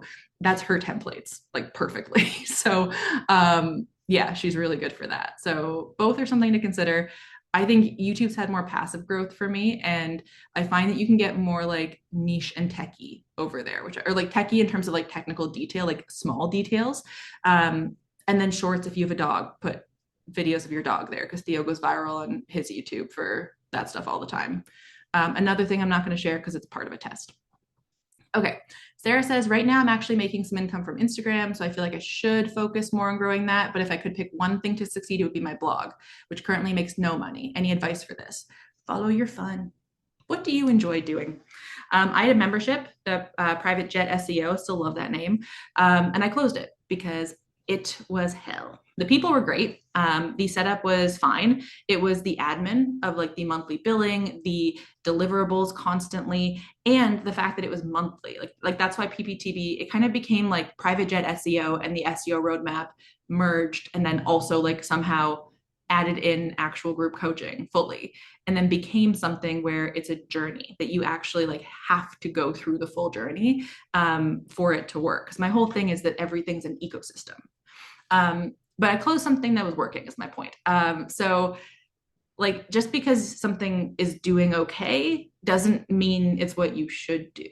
And yes, that does often mean pausing Instagram to spend the time to build up the blog, which can be scary. So something to do is to like get a ton of like just like try and like max out some Instagram income for a minute to cover yourself for like a month or two of focusing on the blog. But they can work together really well. And if you need help with taking like your Instagrams to blogs, my video to blog post GPT, it's trained to take a reel and turn a reel into an actual blog post. Just FYI. I use it for my own reels. I use it for podcasts. I use it for videos of mine to turn them all into blog posts. So, and you can just do the transcript actually with it too. Okay. Then, oh, we had a lot of like neurodivergent squad things. I love the neurodivergent crew. I always say I'm a part of like every alphabet mafia. I'm a part of diagnostic alphabet mafias, neurodivergent alphabet mafias, queer alphabet mafias. I don't know. At some point, they're gonna have to like award me a bunch of like badges, like they do for like wilderness explorers or something. Okay, Tazim said I picked some massive goals for myself in 2026. This year's big goal I basically only worked on for 2 months and hit it. I love it. And afterwards, it was like, that wasn't so hard. Yeah, this is the thing. Like, pick a bigger goal than you think. Because, like, even if you don't hit it, you can try again first of all. And remember, sometimes years kick us in the ass. I see Penelope next said that I'm struggling with the fact that I didn't meet my main goals for 2025. Like, honestly, I didn't meet some of my goals for 2025. And the like 500K revenue, I partially chose because I knew I could hit it. I'll be honest with you last year. And I kind of felt a premonition that it was a year that I wasn't going to be able to push that much. And I did think I'd spend more time on the software. So the time that I allocated mentally for software went to bereavement leave and mental health leave. But yeah, like aim big. because why not? Like I'm taking a big swing this year and I could have my lowest year ever. I don't know. Like no one knows. And also money is made up. So whatever. Like that was like a thing that I don't know, being in a place with no money at the hospital like really helped me with. Um, but yeah, just remember like money is literally a societal construction and does not determine your worth or your value as a person. And every year cannot always be smooth sailing. I also always think of it as I realize I do a lot of like weird thought processes, but I'm like, yeah, if it's either a big enough deal that it's going to be a great chapter in my memoir or it's not something worth worrying about. But if every single year that you have is great, who wants to read about that? Like there's no story in that. We got to do things for the plot. Like we got to get that going. So this is just a part of your plot. Terry says, is it okay if none of the goals make you super excited? I might be burnt out currently. Yeah, we want to be excited. So I would sit on this a little bit more and think about them more. And maybe it is more about the nature of the goal. Maybe it's like, okay, I'm not excited about $1 million, but I'm excited about doing this trip and I can only afford to do this trip if I do XYZ. Maybe I'm excited about getting a new house or something like that. Like the goal doesn't have to be financial. It can be the result of the finances. And then you just work backwards later to figure out the number that you need money wise for that to happen.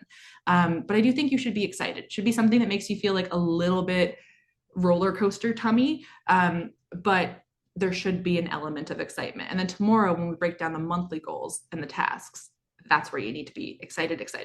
There's some tasks you won't love, but you should like 80-20, you should enjoy 80. Phoenix says page views or income, especially for a super niche website. Income.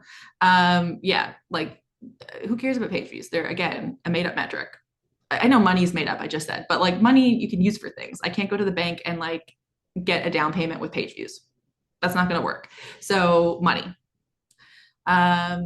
Okay, then Christine says earn 24,000 in total revenue, mostly from affiliates and new digital products by completing PPTB modules, 2 new digital products, be a guest on 3 podcasts, 3 brand deals during the summer, 10K page views, increase email subscribers to 1K, catch up on Ireland, Scotland YouTube videos for, yeah. Okay, so some of those are tasks. Like I said before, some of them are like things you're going to do to achieve that income. So that's kind of why mine are a little bit separate, where it's like the 1 million 3 months off work software launch. They do kind of coexist, but they can also be their own things. Where like the software launch could make me no money, but I could still launch it. So I just think some of those, like the catching up on Ireland, I don't think catch up should ever be your goal. Like I think it should be about new things or starting things or things that you're excited about. Catch up to me is not exciting, but maybe that's just me. So I would adjust that a bit. Terry says, are you going to have a check-in in the FB group to keep going and motivated all year? We can. I used to like post them monthly and people just kind of didn't reply. So depends on if you guys want to. Something that I am adding is I'm going to make an accountability and I have time to do it today. An accountability partner or buddy like sheet. So if you want to find somebody, you can submit. What I'm trying to do is make it an Airtable. I should probably just make it a Google form, whatever. But where people can like submit and then you can go through and like see and sort and find people to work with. And it'll only be people who opt into it. Fully free. I will not be maintaining or like checking it though. So like if you start an accountability group, you also have to be accountable to maintain your group. I don't think that it ever works with someone like me matchmaking you and then forcing you to be with these people. All of my best accountability buddies, I prefer like a 1-to-1 or like a 3-person group kind of a thing. And I actually have like a different buddy for each of my goals, which is kind of funny. But yeah, I've like found them in random ways. But sometimes this can be a good way to find them. So yeah, and also like look at it for collab opportunities. That's like another thing I think people need to do more of is freebie swaps, talking about each other on your newsletter, take over someone's newsletter, do a workshop together, a free workshop, get people to be affiliates for your offer. So many things. There's so many ways to collaborate. Please, please, please, community over competition. You will hit your goals way faster. Like you just will. It's so much better for you. And we really want to make sure that you are taking the time to connect with other people. And then other people will talk about you, usually, if you're like a nice person to them and yourself. Like when I say be a nice person, I'm like, don't be fake, just be you. And I've met amazing people that way. And now people like say my name in rooms I'm not in, which is wild to me. And like not in a negative way where I'm like, oh my God, my childhood trauma is healing. What is this? Okay. And that'll be emailed to you guys. So I'm going to try to have it for tomorrow. I don't know if I will, just because I've got, again, cardiologist stuff and I got prep for a bunch of things, but I'm working on it. So we'll have it to you by next week. Okay, then Lisa says make 50K profit between blog and travel advisor business. I like that. I would probably even like then tomorrow define how much for each. Grow my main blog to get into Mediavine or Raptive and increase affiliate income to 20K annually. Okay, again, Mediavine or Raptive, I just don't love them as goals. I think especially now that Mediavine is so weird with like the way that you get in, I think it should just be income. And then later we can define where that income comes from. Personal, not waste my time doing work for tire kickers for travel agent. Fair. That sounds like you need to have systems set up to not have those people. And then bucket list trip to Australia, New Zealand. Love it. Love New Zealand. Definitely want to go back. That's like one of the ones I'm considering for next year is my thing. Gemma says 10K months, minimum 5 to 6K to quit 9 to 5. Love it. Work with 5 brands / travel companies / tourism boards, Calgary Stampede Media Pass. Ooh, that's a cool one. I like that. 5K per year. 5K per year. That's it from David. David, up it. Oh my God, up it so much. Anne says, oh, sorry. You were answering my thing for, I think you're answering my thing about Mediavine. Never mind. I was going to say, I'm like, if that's your goal, we need more. Okay. Faith says, my goal is to make 60K USD from my businesses. I've been working through PPTV, but been kind of slow due to my wedding coming up. Congrats. And currently made around 13K-ish this year. So, or 13K a year. So yeah, we can definitely do that. But I think it's fair to take time for your wedding. Like that's a once in a lifetime thing. You should take time for that. That's okay. But you can definitely get there. Emily says now down to 3, 100K net income. I supersize this lofty. Yes. 5 brand deals per quarter, daily working time boundaries and improve. Yes, that's way better than before, Emily. I like that better. Okay, Haley says 50K just from UGC, 20K page views on my blog, at least 6 camping trips. Sorry, I keep hovering and then like the little pop-up emoji thing shows up on the side. At least 6 camping trips, working 20 hours a week. I like that. And yeah, I think like UGC, I don't know enough about UGC, but you can make bank with UGC. Patricia says, my goal is to monetize, period. I'm sure Nina's going to make me pick a number. I am. I want you to pick something specific, just because you can't aim for it otherwise. And like, maybe that's even like, hey, I want to have $1,000 of disposable income. Maybe it's not about total income of like profit revenue. Maybe it's just like, I want to be able to like frivolously spend $50 a month and not care about it. I want to be able to frivolously spend $50,000 a month. That'd be a lot and not care about it. Grace, it's 2:30 a.m. Oh my God, thank you for staying up. Yeah, I hope to see you tomorrow, but I don't know. So glad that you are going to sleep. Tazim, okay, Tazim's changed it. 25K work, take home for the year because part-time. This year is maybe 5K. Okay, still think you could up it to 50, just saying. Attend 3 conferences, grow my email list to 5,000. Yeah, like it. And yeah, I like that it'll help me with number 1 for the money. Perfect. Okay, Jenny, make 15K from my blog, finish my clinical hours, my social work license, volunteer regularly at the local orphanage. I love that. I do think you could up the blog, the like income from it. Penelope says already with Mediavine for their journey program, so I'll switch that goal to 50K and joining Raptive. Like it. Okay. Renee, by October 31st, 2026, I will write, edit, and self-publish my travel memoir. Yay! That's great. Oh, Theo, whenever I clap, Theo's like, are you clapping for me? You want to come up? You want to come say hi? I know, okay, you can't push me away though. Oh, hello. Oh, you're very wet. Oh, you are soaking wet. Hi. I'm sure you're muddy too. Did you have fun on that walk? Huh? Yeah. Thanks. Okay. So Theo's gonna help us keep going through them. Okay, Theo. can't get around you. There we go. Christine says 10K euros a month net, get into Raptive, work max 20 hours a week. And some metrics. I work too much right now. Yeah, I like that. I think that's a good amount. If you like, you say about 500 euro now. So like, yeah, again, just be careful about the like monthly versus yearly. Priyanka says, love the sound of 250K. I do too. And then yeah, Patricia says, Nina want me to be more specific. So I want to earn 100 USD by the end of 26. 100 USD, that's it? Oh my God, Patricia, no, up that. I want everyone to aim. My new minimum for everybody is you must be aiming for more than $10,000 a year from your business in some way. Because like 10,000, like it's a fair amount. I'm not discounting. It's not like I'm gonna say it's not a lot. I don't mean that it's not a lot. It is good money.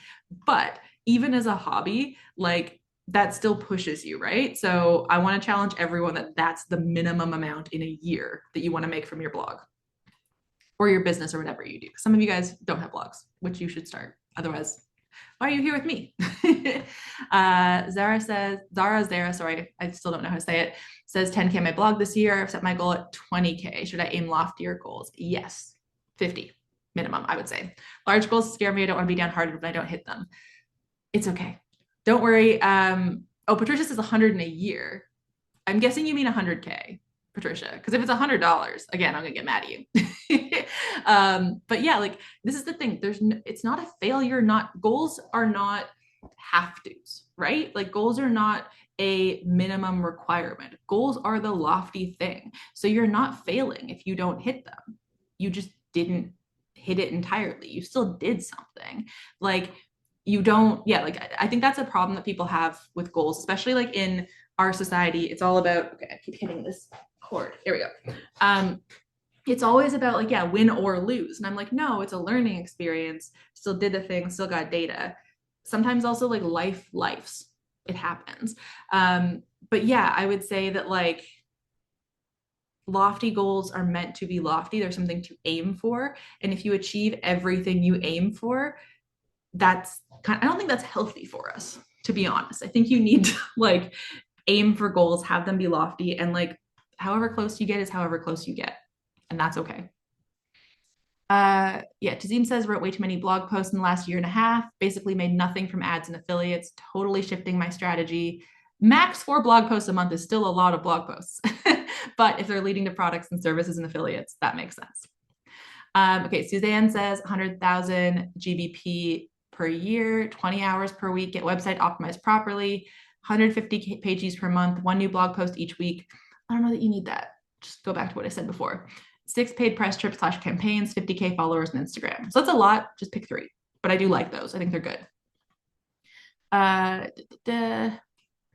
Jess says Q1 goal. Okay, we're going to do like Q1, Q2, Q3, Q4 tomorrow. But 100 students enrolled in Points for Paradise in Q1, run 3 webinars, 1 per month, drive traffic through Instagram and Pinterest, YouTube, and blog, start sending 1 newsletter weekly on money mindset, points, miles, financial foundations. Oh my goodness, I want to do a blog goal 1 per week, want to repurpose, post 1 YouTube video per month, earn $1,000 in affiliate revenue per month, sales traffic from, like, that's a lot. I think that some of that stuff, you need to think about how much time you have for these things and what the point of them is. So if this is all about making an income, I don't know that you need to do, you're repurposing to a lot of places, first of all. And some of them, like repurposing to YouTube, takes more energy than just like repurposing to like threads or something where you kind of just like change the text a bit. So just keep that in mind. I just don't want any burnout here. I like that it's lofty, but I do think you're kind of getting into what we're doing tomorrow. And I'm worried about the structure. Phoenix says I have like 86 blog posts, but doesn't generate income because a high portion of that is educational. And yeah, that's why we need to get out of like education mindset and get into selling mindset. Like you do have to. And selling is not like, I guess it's marketing more so. It's not salesy or spammy to sell if you're just excited about the thing. Like how many times have we gone out and been like, oh my God, I love this restaurant. It's so good. Like you have to go to this restaurant. Like it's amazing. You're going to love the crab cakes, whatever. You're selling in that moment, but you're just excited.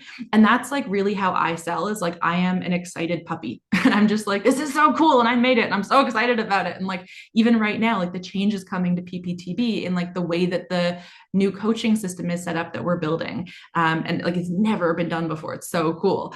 Like some of like the additional, I'm trying to like, I guess I'll spoil it. I'm trying to bring someone in each month that'll do like a monthly like office hours in Voxer of like tech fixes for you guys and even like log in and fix it. So you like have IT essentially by being in PPTB, which I think is really helpful. Like little things like that. I'm like, oh, Mark, even like now you can see I can't not talk about it. I'm just like, this is so cool and helpful. And PPTVers, you're getting, I think I scheduled the post to go out literally now with a ton of like, I'm giving you a full roadmap of what I'm planning. And there's more. That was just the roadmap of like, it's been Alex approved. Because Alex and Stephanie are very much the gatekeepers of, oh shit, Nina, stop. Like, you need to chill. Yeah. So just, yeah, things like that. So it's something that I do want everyone to think about when you're considering your goals and the way that you're building things is also like what worked and what didn't work. I'll talk about that in a second too. Like when I was doing my like wins and losses, I don't teach you guys, like I teach PPTBers how to analyze everything in a year. And when you renew PPTB, you analyze with me and we go through and do like a blog audit, kind of like, well, sorry, we do like a traffic audit, income audit, essentially like two different ones. And part of that is going over and seeing like what worked and what didn't. And tomorrow we're going to talk about my monthly business date setup. I like to romanticize like actually checking in with your business. People do this with like finance dates with their partners. What's a partner? I don't know. I'm chronically single and I've got Theo and he's like the closest I'll ever get to letting someone else sleep in my bed, I think. Also, I don't know where they'd fit because he takes up the entire fucking middle. Like literally I have to put it against a wall because he shoves me so far into the corner that I would otherwise fall off my bed. Not my point, but yeah, like you need to check these things.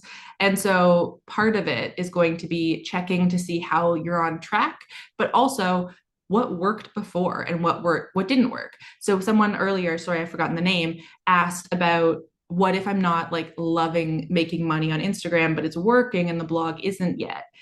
Follow your fun and like pivot, but also analyze why it's working. And then on your blog, analyze like what when one post is getting a ton of traffic, why? And it can't just be, oh, it's a high volume keyword. That is never just the answer. Like, yes, that's part of it.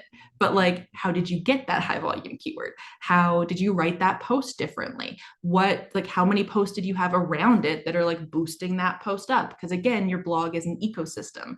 Nothing exists in a vacuum. For sales, if I'm looking at like, I'm going to speak in a summit next year on like a debrief of the behind the scenes of my 150K launch of like what worked, what didn't. But I went through and I analyzed every email that I sent. I analyzed every Facebook post I posted. I analyzed like all of the things that I shared to be like, okay, what messaging worked, what didn't work, what type of content was it that you guys responded to? Was it buttons or links that worked better? Was there a point in the sale? And I love my audience. You guys are so like me. We're all very ADHD. So the majority of my sales for any sale will come in the last 6 hours to the point where I've had sales before where I'm like, fuck it, I failed. This is, I'm gonna make no money off of this. I had one sale. And then in the last 6 hours, it's like, oh, 50 people buy. You guys are me and I love it. So I know that now, but I wouldn't know that if I hadn't analyzed it. And same for like people often ask me, like, what's the best affiliate program? I don't know. It's number one, it should be whatever you're actually using. Keep that in mind. But like, Stay 22 versus travel payouts. That blog post is freaking coming. I promise. It's like literally top of my things to do next week. It's getting here. It will. I will not go into the new year without this post published. I will. It's gonna get there. Anyway, it yeah. So like but like between the two, the way that I decided which one is better for me, and you can run them both. I do run them both in some ways. Is I was like, let's just test it on a couple posts and see which one makes me more money. Okay, it's that one that worked best for me. But I don't know if that's going to work best for everyone else. Even between like my Canada site and my Ottawa site, different affiliate, like Get Your Guide worked on one and Viator worked on the other. They're the same country. Like I don't know why, but that's what happened. And so we just have to like look at the data and analyze it. I know I'm such a data slut. I love data. I love like getting into metrics and like looking around at all that stuff. I love going through like everything people have commented and talked to you about. Like I think it's so interesting and fascinating, but you have to go through it. Like you need to look at it because first party data, like there's a reason that all of these companies give us stuff for free to mine our personal data. it's incredibly valuable. So like use the personal data you have to learn about how you should be marketing because it's huge. Like it's so, so important. Okay, back to your goals. Okay, Kara says 250K profit from my Airbnb business, have good revenue established, but I've got to prioritize slash optimize profit next year. Want to be in a financial place to sell if we wanted. I love that. 150K revenue from my blog retreat slash retreat business, currently around 50K, but that's also almost all retreat. Pretty maxed in, and I don't want to do more with it. That's fair. So blog product service sales need to grow. So then what I might say is separate that out. Like let's say, okay, so 50K is going to be the retreat business, 100K will be the blog. Like just like keep it separate then. Just that way, like, because I think 150, there might be that push mentally to like then expand the retreat business, even if you don't want to. Or consider, hey, if I'm maxed out on it, how can I expand it where I don't need to be a part of it as much? So like my friend Jessie on a journey, she runs NYC photo tours or photo journeys. I don't remember what it's called. But she hired photographers to do the tours for her. So she's not running around like crazy anymore doing them. And like, that's a big shift for sure. But it is a way to then like be able to expand without you needing to take on a ton more. So there's options. If it's together, my worry is that you're going to push the retreat business further than maybe you want to. Okay. Penelope says if anyone needs, it's just if anyone needs good at Instagram, I'm here. Penelope, that's not a sales pitch. Like that's grammatically incorrect. Fix it. But Penelope is very good at Instagram, and we are friends, so I would recommend her. um, she's better than that sentence makes her seem. Okay, Cassidy said I'm not. I would say I'm not good at either, but I am monetized on YouTube. I think like honestly, like if you enjoy long form content more, this is the funny thing. I hate watching long form content. I much prefer producing it. So for me, it made more sense to produce it, especially because I don't shut up. Like I just love talking. And Instagram, I find values like the snippy surface level shit, and I can't do that. Like I don't like it. I hired that was a failure of I guess it went into last year. I guess that was another failure. Yeah, as I spent like 5K a month on social media people, did not move a single fucking needle. And I think partially because it wasn't Nina. Like I let them dress me up, get me fancy, partially because my little sister was like bullying me about my parents not being like professional enough. And then I was like, fuck you, I do what I want. I'm getting better at like the boundaries. I call them the fuck yous because it's more fun than boundaries. But yeah, like I can just yap and you don't need to be perfect at editing. I'd say sound quality matters more. Still working on that. I probably will have to get an editor in 2026. Don't pitch me yet. I'll send something out if slash when I'm hiring. If you pitch me ahead of time, I tend to block people because I get overwhelmed. And yeah, so it's not about you. It's just like I get a lot of pitches that are just random nonsense. So yeah. But yeah, and then also just run a test maybe. Be like, okay, for a month, I'm going to do both of them and then see which one gets traction or which one I like better and then lean into that. And I do think really figuring out how much you enjoy something helps because then even if it takes longer, like you'll enjoy it. So like I hired 40 writers at one point in, I think that was 2023 in the beginning. It was such a mistake. God, it was awful. Can't believe I did that. But I hired them to write. And then it was really hard to find like a good VA to do. WordPress VAs are hard to find, to be honest. So like if you're a WordPress VA, market the shit out of yourself because like people hate uploading stuff. Although I have figured out a way that ChatGPT Atlas can do it, videos incoming on YouTube.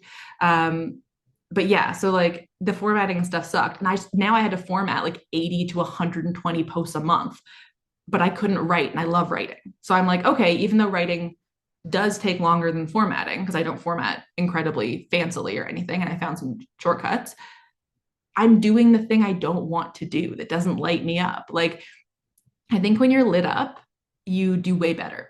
And I also think we need to get over perfection. And I do think that's like a prediction I have for 2026 is that like we're going to get back to like beginner early days of everything with like video will be a bit shaky and someone just shows up and you actually get to see the person and like learn about their personality and have that community like that connection. I think lifestyle-ish elements to things will help. Like I don't think a brand can be I don't think a small business like many of us have can be fully faceless. And even if it is, I think it has to have like a consistent message and a consistent voice. But I do think less production and more like real content is going to do really well. If anyone follows Ashby, ASHBY on Twitter, on Jesus, I've been on Twitter forever, on TikTok, she's amazing. And she's such an interesting case study of like how to market right now. Yeah, I really want to do a private podcast next year that's like kind of like founder stories, business bestie voice notes, like behind the scenes of me talking through some of this stuff and my thoughts on it. So if anyone's interested, let me know. It would be low ticket, but it would just be like voice notey things of me that are kind of like the little mini podcasts I send my friends because I just think it's fun to talk about. But I also think they're like, my friends always say they're like mini master classes in marketing. So I thought it'd help people. And you could just see how my brain works a bit more, which like even my therapist was like, I don't think people want your brain. Your brain is a lot. And I'm like, yep. Okay. Emily said I spent so much time wasting time. Finally got my goal for the day yesterday done from 8 to 10 p.m. last night. Yeah, that happens a lot, especially if you have any form of neurodivergence. And also for a lot of us, I'm going to do some stuff around sensory diet, but like a sensory diet's really important. And many of us that have ADHD or autism, we work really well when we have a singular visual focus point. So having a really dark room and then like just a laptop really helps us lock in. And it's like a funny thing that happens. Also, our circadian rhythms are fucked. Hira said socials person. Yeah, Jamar Diggs is the YouTube person. And then for socials on Instagram, it's Mallory Rowan, M like Mary, Allory. Yeah, Rowan, like Nina.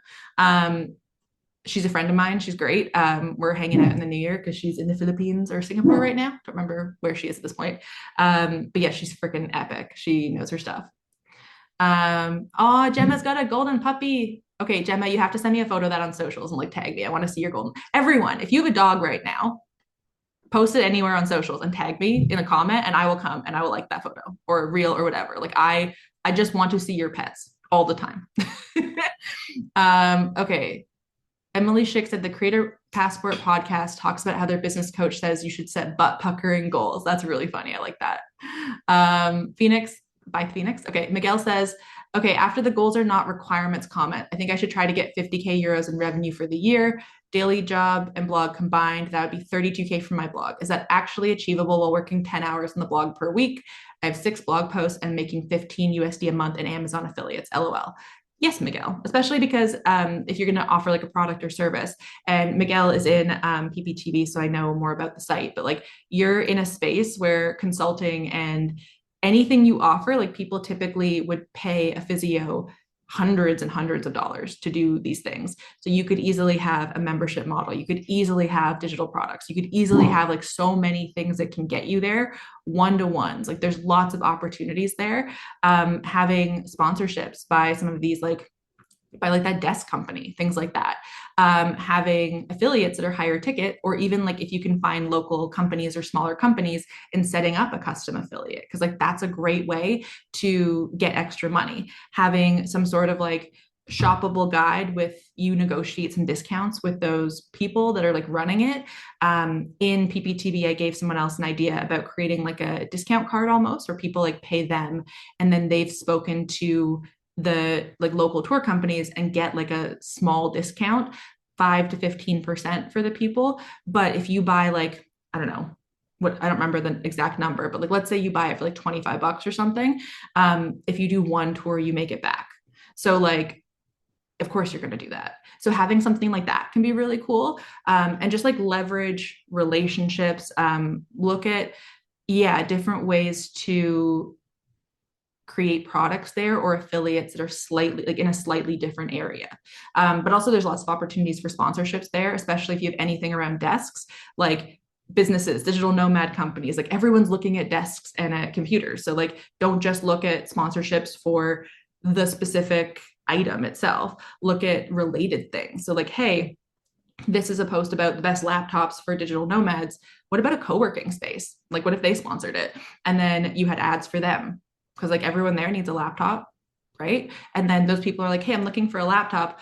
Ooh, that might be the next place I stay at. Bam. And like, because sometimes certain companies like aren't as big on sponsorships. So you need to like find one and then like weave it in essentially, if that makes sense. But that can do really well. Okay, then Serafina says goal number one, first profitable year with your full offer suite unit targets, 150K bootcamp sales at 27, 15 paid brand audits, 97. Why are your brand audits so low? Serafina, what do you do? Because like that's I for a brand, like for an audit, that I think audits are depending on like what it is, but like maybe it should be a bit higher. 15 coaching clients at 147 per session. What are you doing? Because again, that seems low. 50 Canva program sales, 397. Your group coaching program. Oh, that's a group coaching program. Okay. Why is the program more than working with you one to one? Because one to one typically is going to be the thing that is like the more exclusive or also the more energy for you. And then 75 branding course sales, 197. Okay, so I'm guessing you do something like graphic design branding. How in depth are your brand audits? I will just say I've been looking at like branding people right now and uh, very different numbers than what I'm seeing here, like 5,000 for a basic package kind of a thing. So yeah. Tazine says, I kind of like your team's gatekeeping, if that's the right word. So many other coaches have no follow through. I just can't trust them. Yeah, I agree. And I think that like that's part of my old problem is that I would get so excited. I would share everything in my brain. And then also once I say something, I tend to forget it. And that's not great. It's why we're like setting up brand new systems of stuff. And I'm building like a really cool, this isn't even the software I'm building. I'm just building like a forget me not kind of system. I guess that's what I want to call it. That can like go through all my socials and pull out all the shit that I've said and like promised, so that I know, so that I don't forget it. But yeah, you're right. I think it's better to like, you can definitely brainstorm with your people, but don't make promises for your people. So yeah. Data Slut Club for life. I'm gonna have to make a sticker of that. That's very funny. I don't actually know if YouTube will allow us to say that word, so we'll see what happens with this replay. Okay. Miguel says, thank you so much. Serafina, the coaching program is 3 months of support.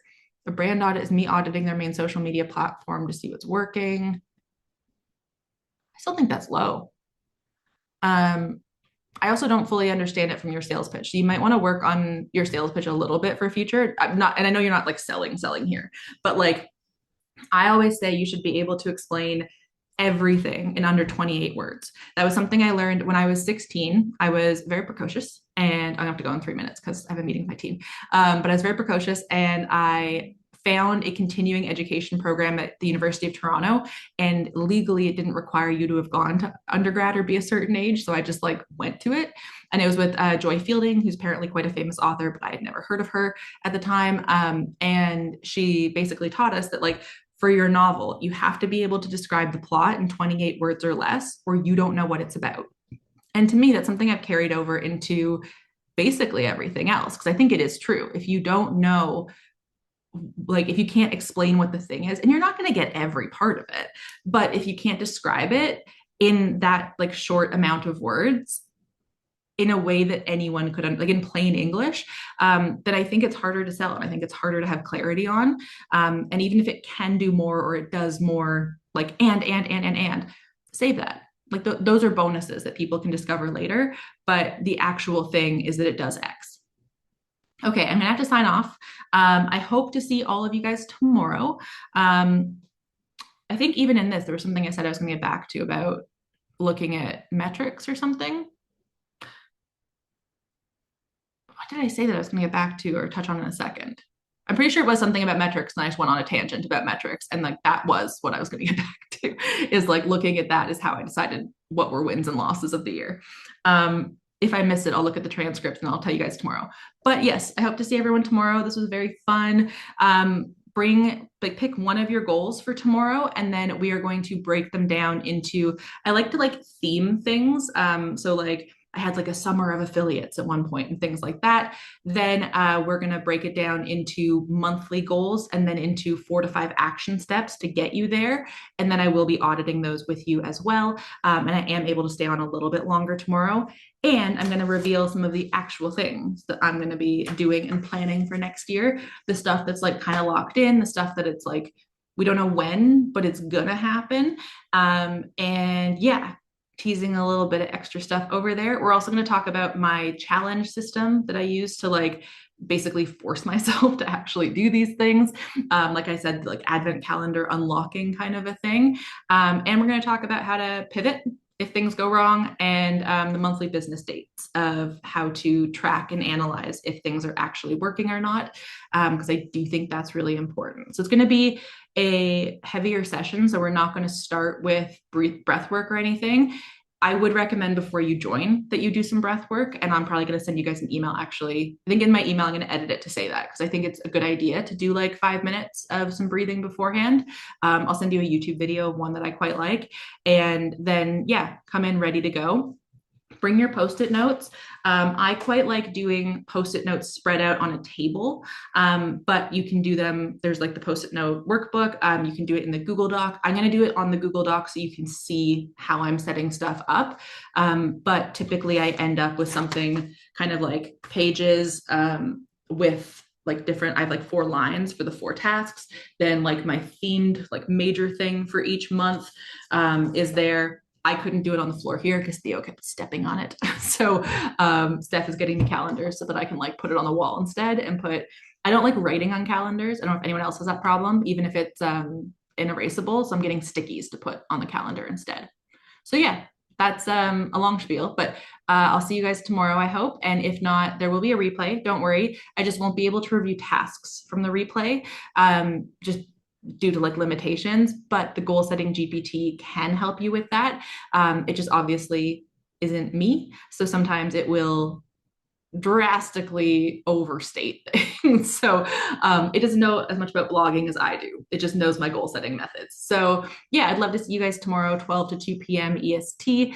And then both of the replays will be up on YouTube separately by Monday at the latest, but I do have to give my team a weekend.